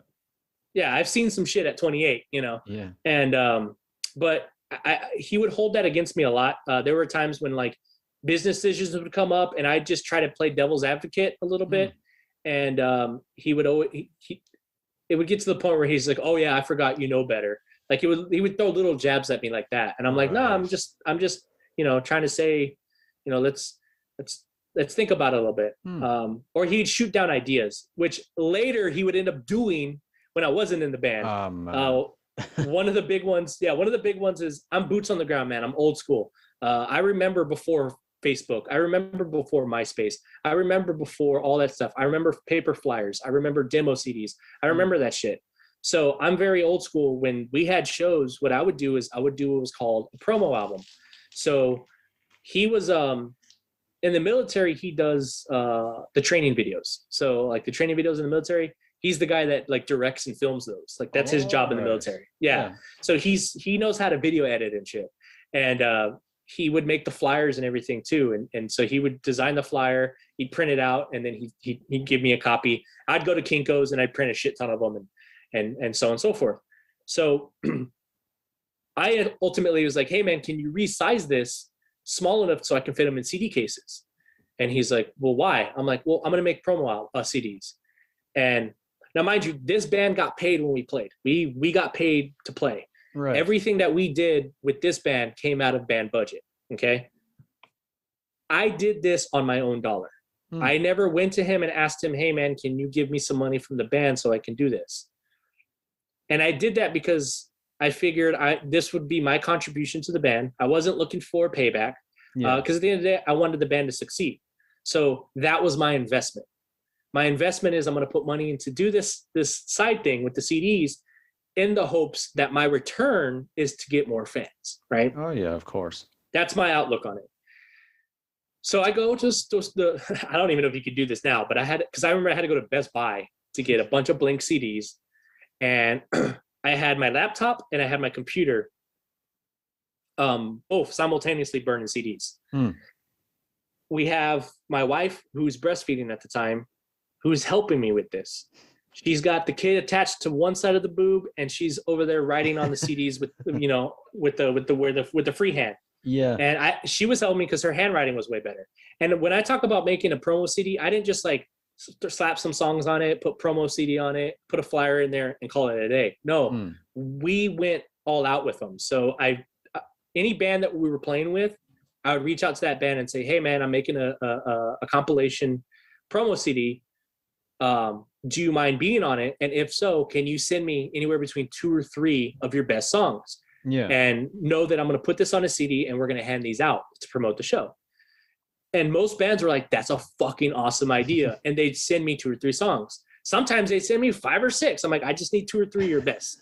Yeah. And so what I would do is I would put the songs on the CD, and then I'd tell them, "Please send me the name of the song because I want to put the name on there." So on the CD itself with Sharpie, I'd put, promo CD, and then I put the name of the band with a line under the name, and then, 1, 2, 3, and then I'd put each track name of the track, and then I'd put the next band line under, and then 5, 6, or 4, 5, 6, and then their songs, So when people have the CD, they know what song it is from what band it is. And then I downsized the flyers so they'd fit in the actual CD case. And we would put that in the CD case. So you had the flyer, you had all the information of where this band was playing and what date and all that stuff. And then you had the CD with all the tracks on it. And then on the back, on the actual CD case, I had bought hard cases, we would put the social media accounts. Find this band out on Facebook. Here's their address. If they had a website, we put the website. So we put all the bands on that back. So if there was a band, again, it wasn't just for my band that I was in, it was for every band that's on that show. We made sure everybody had an equal opportunity to gain a fan base. And if I gave you a CD and my band wasn't the one you liked, but you liked the other band that was underneath us, well, guess what? You had all the information you needed to go follow them. Like that was the gist of it. That was the whole goal, right? Yeah. To spread awareness of every band, to try to get as many as we could to the show, and to just meet people. He didn't like the idea. Right. He came at it from a money perspective. How much is this going to cost me? And what's my return? I said, it's not going to cost you a fucking thing, dude. And there is no return. The only return is that you're going to gain a fan base, and hopefully we get more fucking asses in the seats at the venue that we're playing. I'm paying for this, and I'm not asking for you to pay me back. Well, I don't know, man. I don't think it's a smart move financially and blah, blah, blah. I'm like, dude, stop questioning it. I'm not asking you to put a fucking dime into it. Like, we literally had this back and forth. And I told him, I was like, all I'm asking from you is to go with me. Let's go to the malls and let's hand these fuckers out. And I was like, but if you want to sit on Facebook and promote that way all goddamn day, then good luck. Because you need more than that. Yes, the internet's a great tool, but sometimes you need to have that back and forth, that in person, and show people you give a fuck about your product. Yeah, exactly. Because I didn't create this product, you did. I'm just trying to help you to reach more people. So the drummer was all about it. He's like, that's fucking cool. The bands that I was doing it with, they thought it was fucking cool. I gave them copies and it's like, here, man, hand those out whenever you can. And they're like, fuck yeah. I was like, if you need more, come back, let me know. And they would need more. I'd call them and like, all right, let's meet up somewhere. Half the time we meet up somewhere, I'd hand it to them and say, okay, we're here at North Star Mall. Let's fucking walk the mall. You go that way, we'll go this way, and we'll hand them out. I'd go to stores like Hot Topic and Zoomies, Spencer's. I'd go up to the person working there and say, hey man, I'm part of a local band, so-and-so. We have a show coming up, and I made some promo CDs, and all the bands that are in that show are on this promo CD. Do you mind if we leave them by the register? They're free. Could you just help us by letting people know, like, hey, those CDs are free. You're more than welcome to take one if you like. And they're like, yeah, man. Like, the people at Hot Topic were like, fuck yeah. Like, what you got? Like, yeah. And I gave it to one of the guys, and he's like, I'm gonna play this shit right now. And he took the CD to the back and put it on. So we got fucking airplay in Hot Topic, And he let me put a bunch of CDs there, and he was like, yeah, dude. He's like, I'm technically not allowed to do it, but my manager's not here, so fuck it. Go for it, And like I said, so again, if people are listening, don't be afraid to do things. Like, just do it. If you get told no, you get told no. Like, just move on. Don't dwell on it. Yep. You never know what doors are going to get kicked wide fucking open, and there's an opportunity right there. Take it. And again, he wasn't very, at this time we were kind of already having a little issues. There was something going on behind the scenes with him that I didn't know about. And I probably never will know about.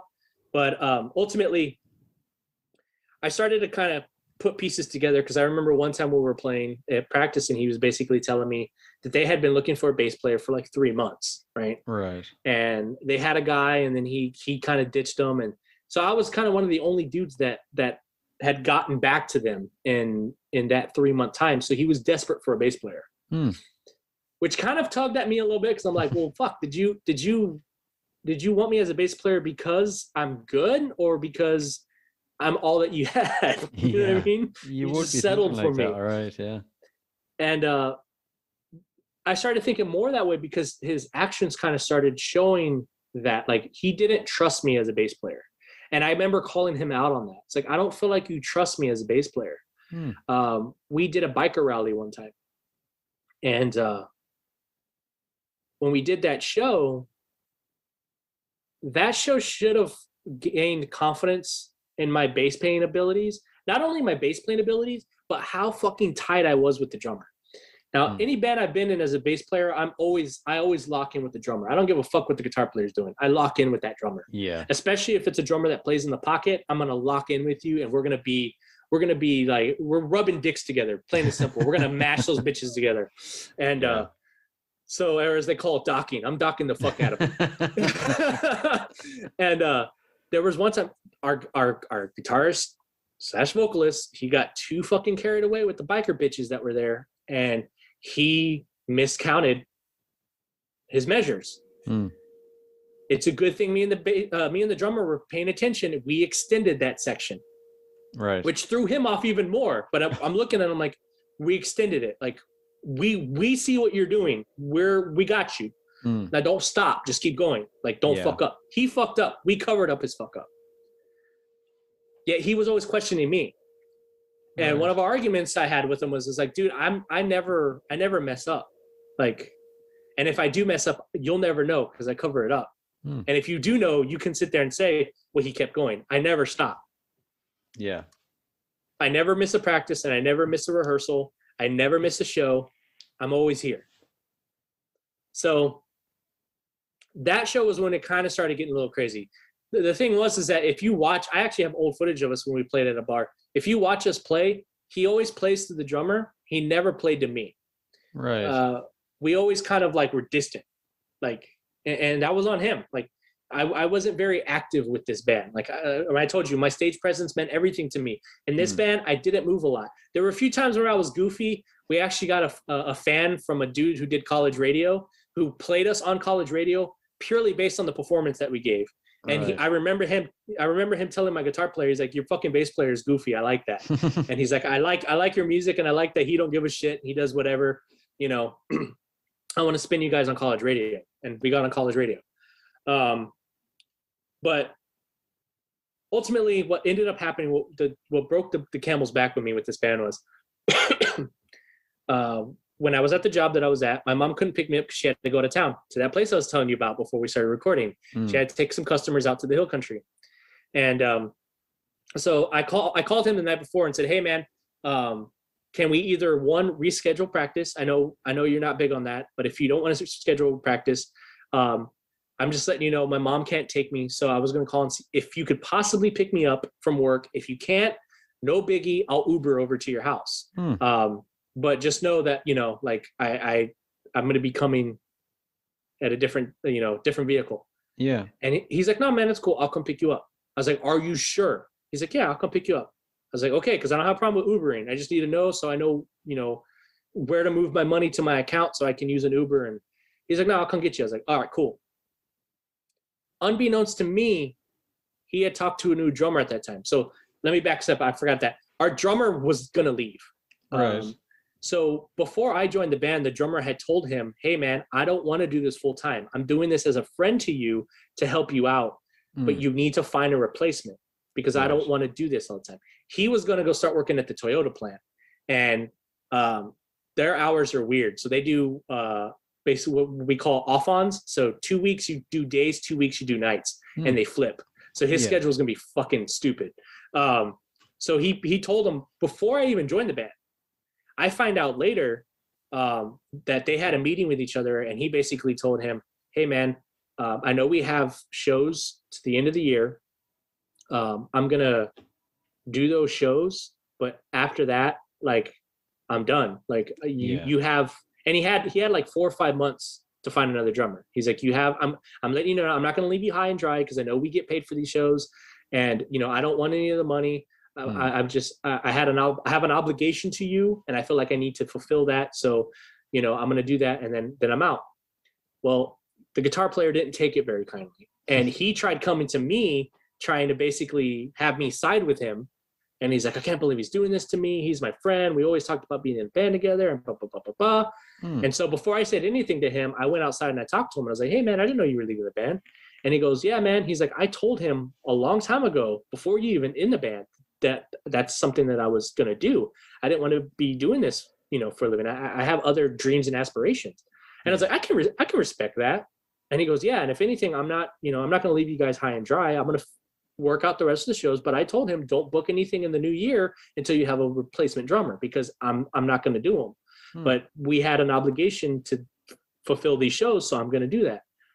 And I gave the dude a hug, and I was like, hey man, I love you, bro. Like, I respect the hell out of you. Like, I respect that you stand by what you said, and the fact that you're being man enough to say, you know what, I'm going to at least give you this much and finish those shows because I feel obligated to do so. So, hey man, I wish you the best of luck. I hope we can, stay in touch and still be friends after this. And, I wish you all the luck in anything that you want to do. And I'm always here for you, man. I got your back.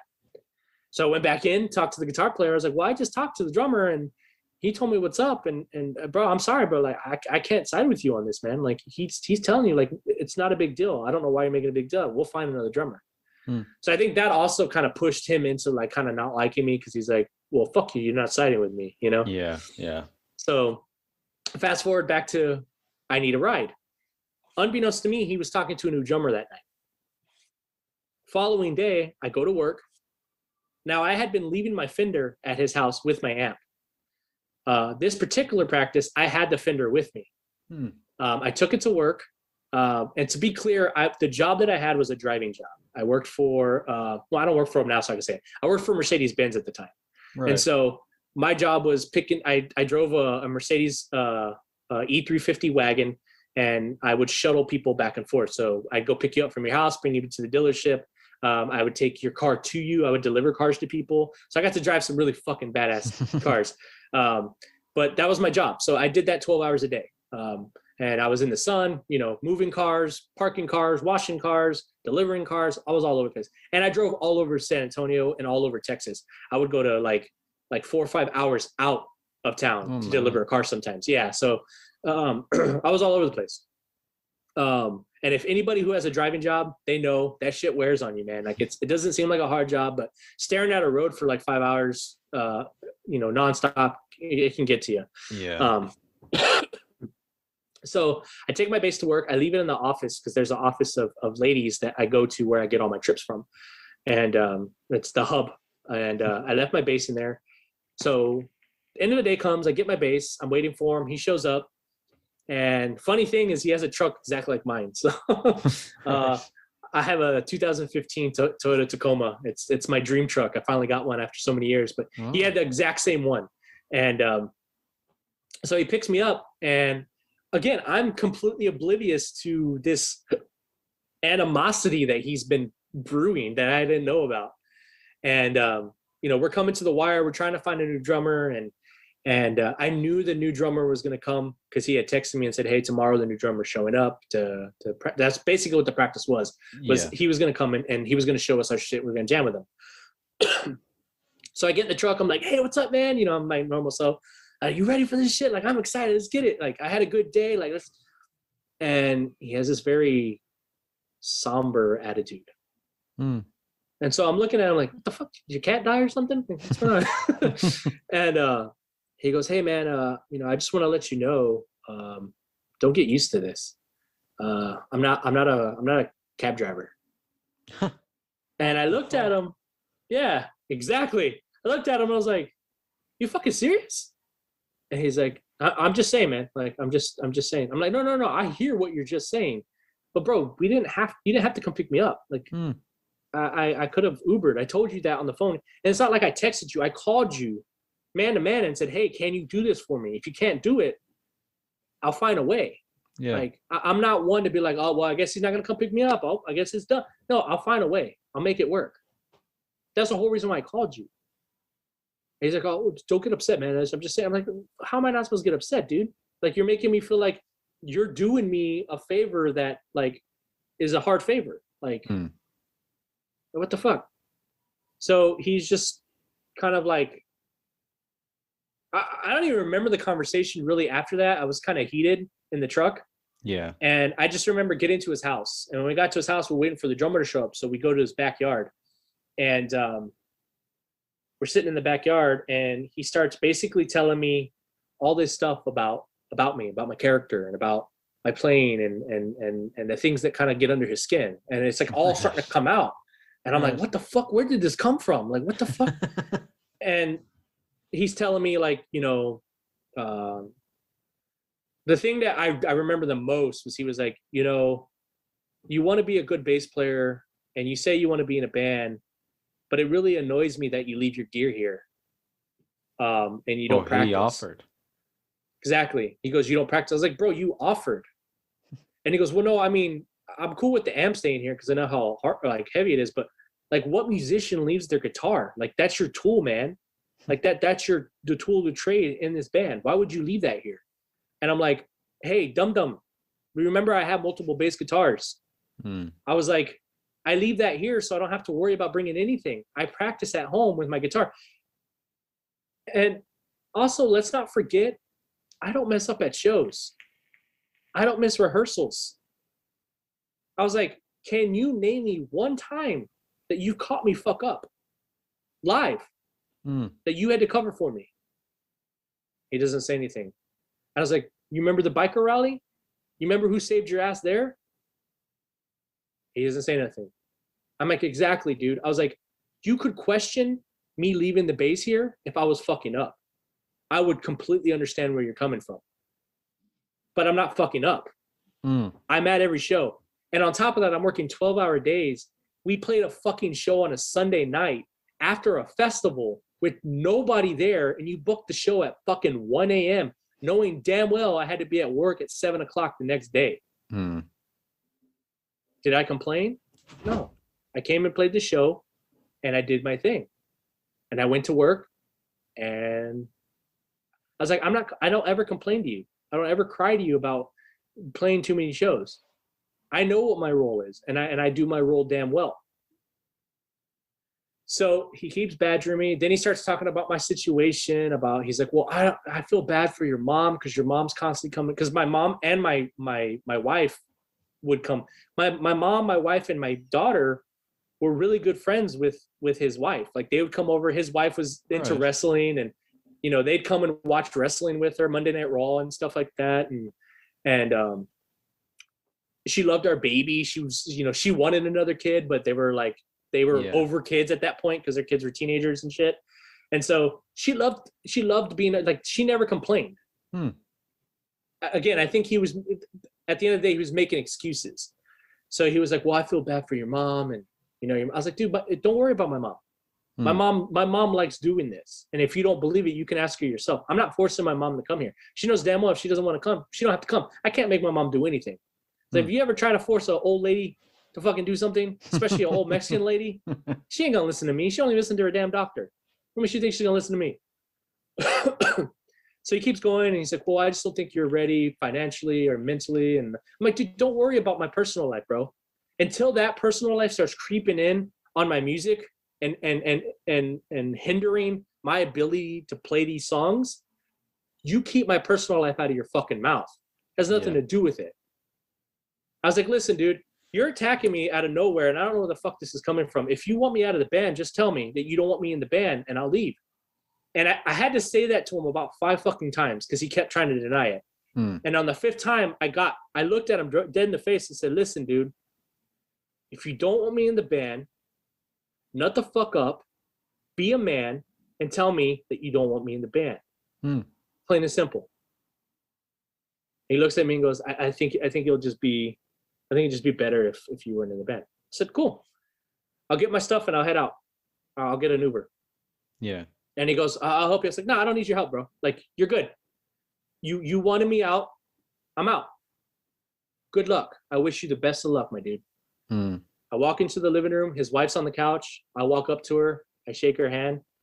And I said her name. And I was like, you know, I just want to let you know it was a pleasure. I enjoyed the time that I had in this band.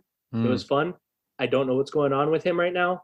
But just know that I have the utmost respect for you and your family. And, you know, good luck in everything that you guys do. And I walked off. And she's looking at me like, what? Like her mouth is just open. Like, wait, what? Wait, huh?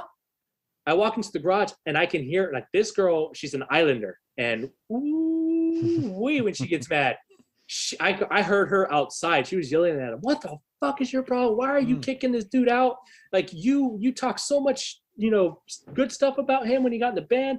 You know how hard it's been to find a bass player and find somebody who's actually willing to deal with your bullshit and blah, blah, blah, blah.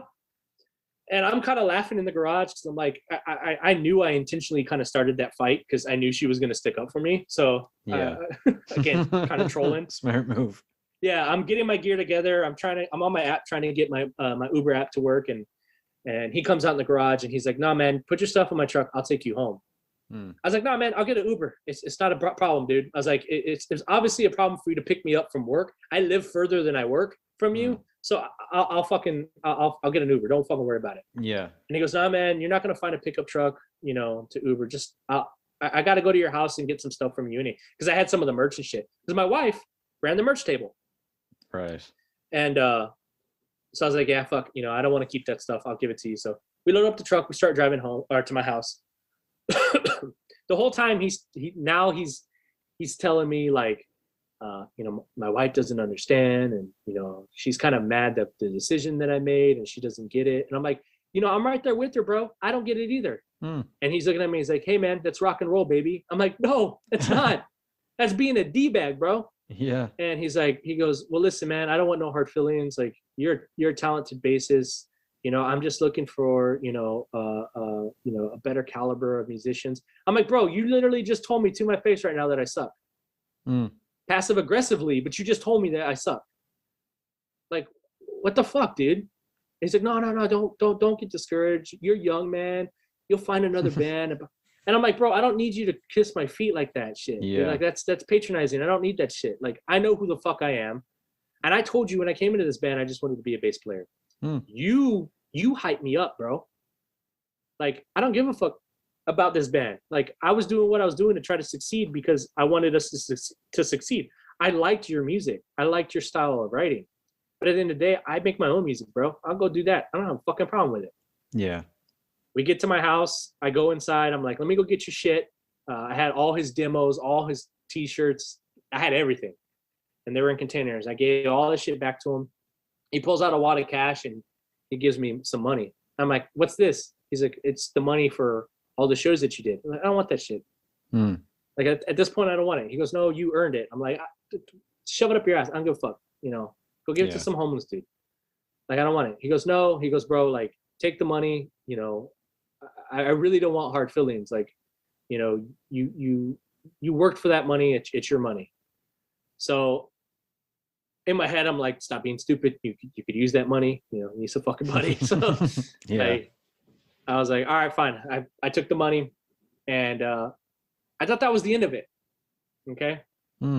So we get to fast forward to like 2 years later. He now has a new band. He did a podcast. I found out why he kicked me out, by the way. He did a podcast. So, you know, I was still a fan of the music, you know, and even though me and him kind of went on a rocky thing, I was kind of forgiving him, right? At that point. Yeah. So this podcast comes out. I give it a listen. Both the bass player, the guitar player, and the drummer are all on this podcast. The podcaster, the interviewer, asks him, how'd you guys meet? Right.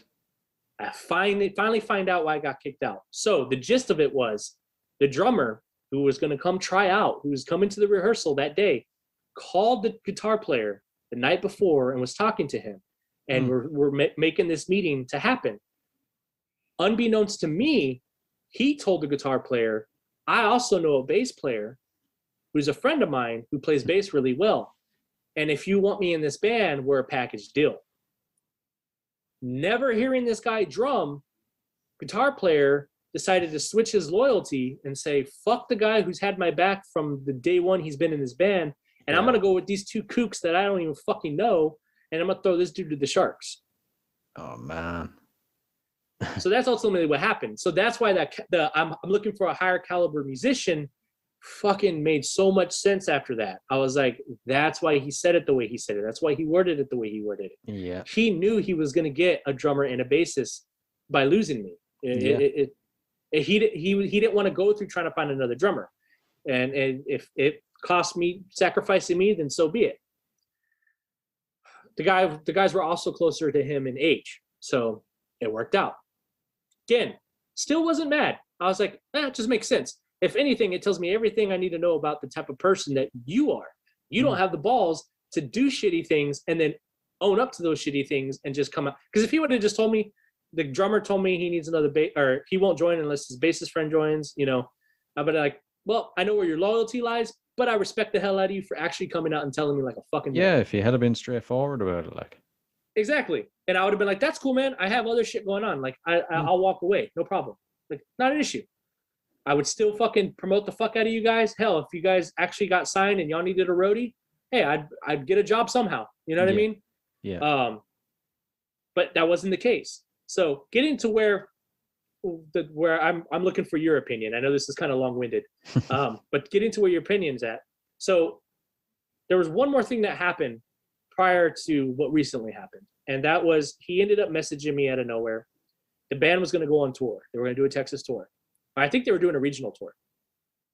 And he messaged me and was like, hey, man, we're starting our first leg of the tour in San Antonio, and then we're going to head out and do our tour. I'd really like for you to come to this show because I want to have every band member that's ever been in, there's a lot of them, that's a fucking revolving door of ex-members. He's like, I want everybody to come in, and I want to have y'all on stage and just basically kind of thank y'all and as y'all wish us well on the tour. And I was like, hey man, that's cool that you're going on a tour. That's badass, but I have to respectfully decline. I don't want to be there. Yeah. And he's just like, what, why, man? I'm like, dude, don't play stupid. You know damn well why I don't want to be there. The way we had a fallout, I haven't heard from you in years, and this is the first time I've heard from you, and this is what you're contacting me for. Yeah. Like, I feel like you're doing it to make yourself feel good and to make yourself look good in front of these people that don't know you. Yeah. And I'm sorry, I can't sign on to that. Like it's and like I've told you, and your listeners are noticing too. I'm a genuine person. That shit don't feel genuine to me. I'm sorry. Yeah. I'm not going to be fake about it. He wouldn't let it go. He kept going, you're going to be the only person that's not going to show up. I'm like, I'm okay with that. I'm okay with that, bro. Like, I wish you luck. I wish you all the best, but I don't want to be there. Yeah. And he kept hassling me. He wouldn't take no for an answer. And I was like, God damn, dude. It got to the point where I messaged him and I was like, I'm glad I'm not a chick, dude. And he goes, what do you mean by that? I was like, at this point, I feel like you're like, it's like almost like you're ear raping me, bro. Like you can't take no for an answer. Yeah. Like you're forcing harassment. yourself on me. Yeah, you're forcing yourself on me. I don't want nothing to do with your band. I erase my name from ever being in the band. Erase all pictures of me, all video, everything. Scrub me from the band. I don't care to have my name associated with you ever again. And he kept at it. Like kept trying to guilt trip me. And I was like, bro, I'm going to leave you with this. Oh, because he goes, well, what are you doing right now? I was like, I'm writing my own solo music. I was like, you've already seen some of it. And I was like, and I'm continuing on that path. And I'm going to release my music. And he goes, well, what about a band? I was like, I don't need a fucking band. I'll do it on my own. Well, how are you going to do shows? It's not a concern for me right now. My concern is to write music and then put it out there. And then my next concern is to build a fan base. Yeah. And then if I can get a big enough fan base to get a band, I'll hire people. And he's like, I don't know, man. Like, I just don't see how that works, man. Like, I'm a fucking rock star, man. Like, I got to play shows. I'm like, well, you go on with your bad self and you go be a rock star, buddy.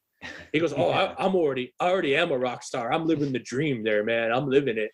I'm like, all right, cool. You take your 40-year-old self and you go have fun. Right. And I was like, I'm done with this conversation. Block me, delete me, whatever you need to do, but I'm not going to respond anymore. I'm not going to play these games. Because it got to a point where he was actually getting really aggressive in the messages. And it got to a point where it's like, bro, I mean, if you want to meet up, we can meet up. Like, I have no problem with that shit. Like, you're not going to fucking talk to me like I'm a child. Yeah. I was like, I'm a grown ass fucking man, bro. We can handle. I don't give a fuck about your military background or nothing. Like, I'll show up to your fucking front door, bro. Like, and be ready. Like, don't fucking talk to me like that. Don't disrespect me. I'm a very nice guy. I'm an easygoing guy, but do not fucking piss me off. Don't poke the fucking bear, bro. And so he blocked me. Now, he ended up making another Facebook last year. He changed his real name. Now, mind you, his actual name, and I'll tell you off air what his name is, but his real name sounds like a stage name. It was perfect. Right. His stage name sounds goofy as shit. He changed his name. Why? I don't know. It's like, bro, are you having a fucking midlife crisis? What the fuck's going on with you? But he ended up changing his name, and I'll tell you the difference off air, and you're going to laugh your ass off. But anyway, he did that. So now we're getting to the opinion I'm looking for, because I don't know how I feel about this. So back when things were good, I did do a studio recording with them. I recorded one song with them that never got released. And we were going to go back to the studio before the wheels started to kind of fall off. But I did go and record one song in its entirety. I recorded this almost 5 years ago. After everything that has happened, I never thought that song was going to get released because, or at least it was going to get rewritten. The bass line would be rewritten because all the other songs that I did, the bass player that replaced me, he didn't give a fuck about my bass playing. He wrote his own thing. Like, those songs are completely different bass line wise. And his style of playing was a lot of, like, I think he was a punk bass player beforehand, because it's a lot of just riding the root note. A lot of where mine was like, you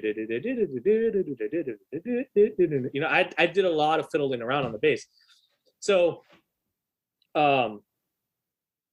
they released 2 EPs in the time that I left the band till here last month. Okay. Yeah. Last month they released another EP, a new EP. This EP, so he got the original bass player to come back into the band. He got a drummer from another local band to join the band. And I think he got another guitar player. The new EP that came out has none of them on that EP. Right. This EP is unreleased material. The track that I recorded Is on it. is on that EP. Oh, man. So I don't know how to feel about it. Not only that, I'm credited. So I can't get mad that I'm not credited. And that's how I knew that, because when I listened to the track, I'm like, fuck, this bass line sounds exactly like the one that because I remembered writing the bass line. And I'm like, none of the other songs sounded like that. Like, all this, my bass lines and the, because trust me, I'm egotistical enough to go back and listen to those songs when they were released and be like, okay, my bass line, that's not my bass line. Like, because I wanted to see what another bassist, how he interpreted those songs, right? So listening to this song, it was like, I didn't even see the credit first. I listened to the song because I saw it on the EP and I was like, oh shit, like, let me see what he did, because I had fun playing that bass line. So I was like, let me see if he copied it or took like things that he liked from it, but like altered it. Yeah. But it was the exact same bass line, same bass tone. I was like, hold up. So I went and looked at the credits. I'm credited. So I'm like, fuck, I am on that. That's me. That's me playing. I haven't been in this band in 5 fucking years. So I don't know how to feel about it, because I don't want money from it. And I feel like I deserve any kind of money that goes their way for that EP. I should get a small percentage of it for being credited on that album, but I don't want it. You know, so I don't know how to feel about it. That is a tough one. You know, if he wasn't such a dick and you had a parted ways, you know, nicely, you know, if he went a good way about everything with the band, I'd let him away with it. I'd wish him luck. The fact that he was a complete and utter dick to you is telling me you need to get what you deserve from it. I don't even know how to go about that. That's the thing, because that's how I was kind of looking at it too. Is it's like, do I really want to go and play that kind of hardball with him? Because it's like I'm over it at a point where it's like, if anything, it's kind of one of those things that if that band, because I don't see the band ever really getting famous with his attitude, but if it did, being credited on it, I think would warrant its own investment, in the sense of like, you know, I'm building my own brand with my podcast, with my music. I'm guesting on other podcasts. Eventually my name's going to get out there. Yeah. You know, eventually people are going to do enough digging and they're going to be able to connect which band it was that I was in, who I'm telling the story about. You know, maybe they'll come back tenfold. I think if anything, for me, it really, it paints a picture of who this guy is, character-wise. Like, he doesn't give a fuck about who's in the band with him. Yeah. He is going to do whatever he needs to. He's going to step on whoever he needs to get to the top. And I think if anything, that was just like the nail in the coffin, showing like, bro, you had a fallout with this guy. The drummer didn't even want to be in the band anymore. And you didn't even have the common courtesy to reach out to me. I don't know if you reached out to the drummer, but you didn't have the common courtesy to reach out to me and say, hey man, I know we had a rough, you know, passing, but I'm going to be releasing that song, whether you like it or not. Again, I would respect the hell out of you if you had the balls to be like, I'm releasing it whether you like it or not. Yeah. Yeah, if anything, I gave you a credit. Though, you know, that he credited you, and like when he released it, like being such a dick, you'd think that he would have left your name off it. Yeah, you know, because I feel like he doesn't understand the legal ramifications of that. Because I feel like I could possibly legally be like, hey, I'm credited on this song. I should get, because I think he was thinking that if he credited me, I wouldn't go after him. Yeah, that's probably his thinking. Versus not crediting me and being like, hey, that's me. Like, but again, it's like, then you obviously know, you must know that I have a good ear for that shit. If you're thinking that, like, there's so many possibilities, and I don't know how to take it. I to this day, I'm still like, what the fuck? I don't even know how to respond to it. When I heard it, I was just like, because when I first heard it, I was like, that sounds like me playing. And then when I actually looked and I was credited, I was like, holy fuck, that's me playing. What do I do? Like, because I mean, I could lawyer up, and one, the band's not big enough. Do you want to bring that hassle on yourself as well? Yeah, it's like the band. I doubt the band's making that kind of money. You know, being in the band at the time, I knew what we were making, and even then, like, I feel like he was burning a lot of bridges with venues. Because I was even telling one of my buddies, because he was like, you guys make some good money at shows, right? I was like, yeah, and no one's there. Like, we bring no one, and it's in order to, and that's not how it works. Like, I know how it works, and watching him doing it, I feel like he was slimy about it. And I told my buddy that, I was like, because to get a guarantee, that's what a guarantee is. It's, I'm guaranteeing you X amount of people for X amount of price. I don't meet that requirement, I don't get that price. Yeah. You know, and I don't know how he was doing it, man, because we were getting paid pretty well. I mean, to the point where we could do 1 or 2 gigs, and that was enough to go to studio for like 8 to 16 hours. Jesus. So we were making money, man. And I don't know, man, because like the other way that, like, there's another local band here that does it. And if, you know, bands that are trying to figure out how to work this system, one of the other ways you can do it is if you have money. One of the bands here, what they would do is they would go to a bar and say, hey man, what do you need to break even? What's your price? So if a bar's like, I don't know, like $700, cool, I'm gonna give you that $700. I want to play on Saturday, May 25th, and I'm gonna give you the $700 to make your break even. Yeah. So the bar made their money, right? So I'm gonna pay you the $700. I want to book that show. I'm gonna have my own door guy. He's gonna collect the money, and I'm gonna get I want all the money off the door. You can keep everything of the bar. And we're an older band, so I can guarantee that we're gonna bring people. That's another way to do it, but I've never seen him do that. And it's a smart way to do it. Like I said, if you have money, you pay the bar, and the bar has no say in what the fuck you do now, right? As long as you're not wrecking the place. But if you're paying what they need to break even, then it's all profit for them that night. more than likely the bar owner is gonna be like, yeah, fuck it, I get to keep the bar and you just take the door.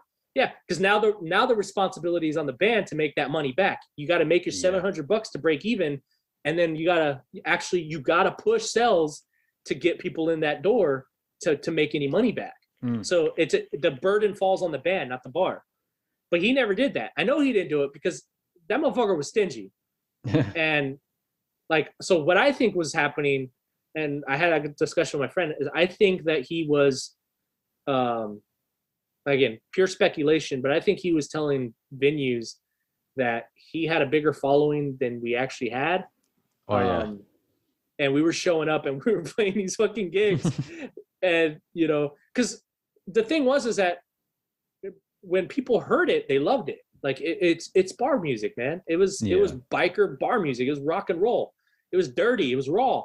And, you know, bikers loved it. You know, that's how we got invited to the biker rally. We played a venue at a bar. There were a bunch of fucking bikers there, and they were jamming our shit. And they came up to him afterwards and said, "Hey, man, we'd love for you to do the biker rally." Yeah. And fuck yeah, man. You know, we went and did a, you know, biker rally. So people liked the music, but I think he was just being slimy in his business tactics. And that was one of the reasons why I kind of take that in consideration too. It's like, you know, maybe that's one of the reasons why they don't play as much. And I told my buddy, I was like, I never played in that band. I never played a venue twice. That tells you everything you need to know. Right? That seems like a red flag. I never played the same bar twice. Yeah. We were always playing different bars. And you know yourself with bands, if you put on a good show, you're asked back. Oh yeah, definitely. Times. So it's if you're bringing in, and that's the thing about, like, with this band, it was an older band. So for band promoters, for bars, they love when they're not getting teenage fucking bands. Yeah. They love the older bands because people drink. And people, there's a punk pop band. I can say their name because I don't have any issues with them. But there's a punk pop band here in San Antonio called Silent Minority. Dude, bars love when those guys play because, one, they're pop punk, so you get a shit ton of girls at their shows. And two, they're boozers, man. Like, people are buying the band drinks, and they'll have 5 or 6 fucking shots on their amp. So the bar's making money off the fans just buying the band drinks. Pinata Protest is another one. If you want to hear crazy fusion, listen to Pinata Protest. They're a punk band with an accordion, and there's like Mexican American influence in it. So I tried out for that band way back in the day, but they wanted me to buy a stand-up bass, and I was like, they wanted me to like do all these tricks on it. I was like, I'm too fucking big for that. Fuck that. But so yeah, I'm like shouting out bands and shit, but yeah, like those venues, they like that type of shit. So I don't know what he was trying to pull and what type of scheme he's running, but I don't know, man. Like, and then I guess the reason why I put it out there now is because I don't want to be that guy later on if they do make it, being that dude like 15 years from now. I'm like, well, I'm credited on that song. Where's my paycheck? Yeah. You know, so like telling the story, it'll keep me humble, keep me to remember that. So if that band ever does make it, I'm coming back to this episode and listening to this story again and saying, hey, don't do that. Again, you're confident enough in everything else that you're doing. You don't need to leech off of a band, especially a band that treated you so poorly in the end, you know? Yeah. But yeah, I feel you on the legality of it, but for me, it's kind of like, do I really want to deal with the hassle? I think it'll be more of a hassle than I would be compensated for it. Yeah. I don't know. You don't need the headache in your life, really. You know, it'll be interesting if any of the listeners want to shed some light on their thoughts about it. Send us a message. Yeah, I definitely love to hear what people have to say, because like because again, I also don't want to play the victim card. Like I wasn't the victim in this. Like it was a disagreement. I just met somebody who our ideals don't meet up, you know? Yeah. And like, I don't hate the guy. I don't agree with his practices. You know, and that's one of the reasons why I don't want to say the name publicly, because I don't want to shame the band. I don't want to shame him. You know, it's an experience that I had, and hopefully it'll resonate with some listeners. Or you know, next time you run into somebody who's like that, you'll know in this story, some red flags may trigger in your brain next time. And you'd be like, hey, I heard a story that was close to this. And you start backing up so you don't find yourself in that situation. That's where I want to come from it. I don't want to come from a negative standpoint of like, fuck this guy, fuck the band and all that stuff. It's like, they're doing their thing. And like the new members, I have no hate towards them, you know. If anything, the old bass player used to come to all the shows to watch us play all the time, and it made me hella nervous because he was a good bass player, and it's like, fuck, yeah. I gotta fucking show him my shit, you know, because he was a good bass player. So like, I have no heart, I hate in my heart for the band, for them. I guess I'm just disappointed in the way things happen to turn out, you know. But that's the band life, man. That's as he said, that's rock and roll, man. Oh, and that's the perfect phrase to end it. Right. Yeah, man. Yeah. And thanks again for having me, man. I had a lot of fun. I hope we could do this again. And if you ever have anything that you want to talk about, that you want to, even if it's to vent on or any type of view that you want to share, you're more than welcome to come on our podcast, and I'd love to have you, and we can set up a time for that too, man. I'd love it. And listen, thanks a million. And since I'd say about a half an hour into this episode, I've been thinking to myself, we're not going to have enough time to cover everything. I'm going to have to get you back on for a part 2, possibly a 3 and a 4 as well. Oh yeah, man, definitely. And like I made the deal with my buddy. The first podcast that I ever did, everything I love, every podcast I love is dead. Sorry, I butchered his name. But Nolan Gunther, I was his first guest and he was my first guest.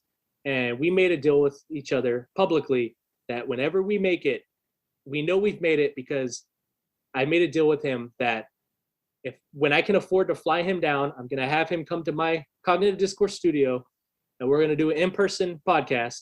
And it's going to be 3 or 4 fucking hours long. We're going to booze it up. We're going to smoke some cigars, and we're going to have a good time. And so I don't say that to a lot of people, but I had fun on your podcast, and I want to make that public. That's a goal of mine. So for all your listeners there, me and you are going to climb that ladder together. And when time comes, I'd love to be able to fly you down, come to Texas. We'll eat some steaks, we'll shoot some guns, and we'll do a podcast together. Perfect. Sounds like absolute heaven. Oh yeah, man. And that's what keeps me motivated. That's what keeps me it gives me that drive every day, is to be like, I've met some really awesome people in this journey of podcasting. I want to keep that going. I want to build a community. I want to spread positivity. And if I can get you guys in an in-person interview and spend some time and show you guys some Texas shit, then let's do it. Yeehaw, motherfuckers. And the same to you. For I'll fly you to Ireland when we're big stars. Oh, that'd be awesome. Around Ireland. And I have a genuine pint of Guinness, because I hear that it's so much better over there. So I've been told. I've met a lot of Americans now who've said that it's completely different. I'm a porter and stout guy. That's all I drink. So but I'll be ready. about building the community and everything. When it comes to podcasting and content creation, a personal sort of mantra of mine is rising tides lift all sails. Hell yeah. You know? That's a great way to fucking end it, man. I'm gonna keep that up here. yeah, exactly. That's motivation, brother. So I'll just end the recording there.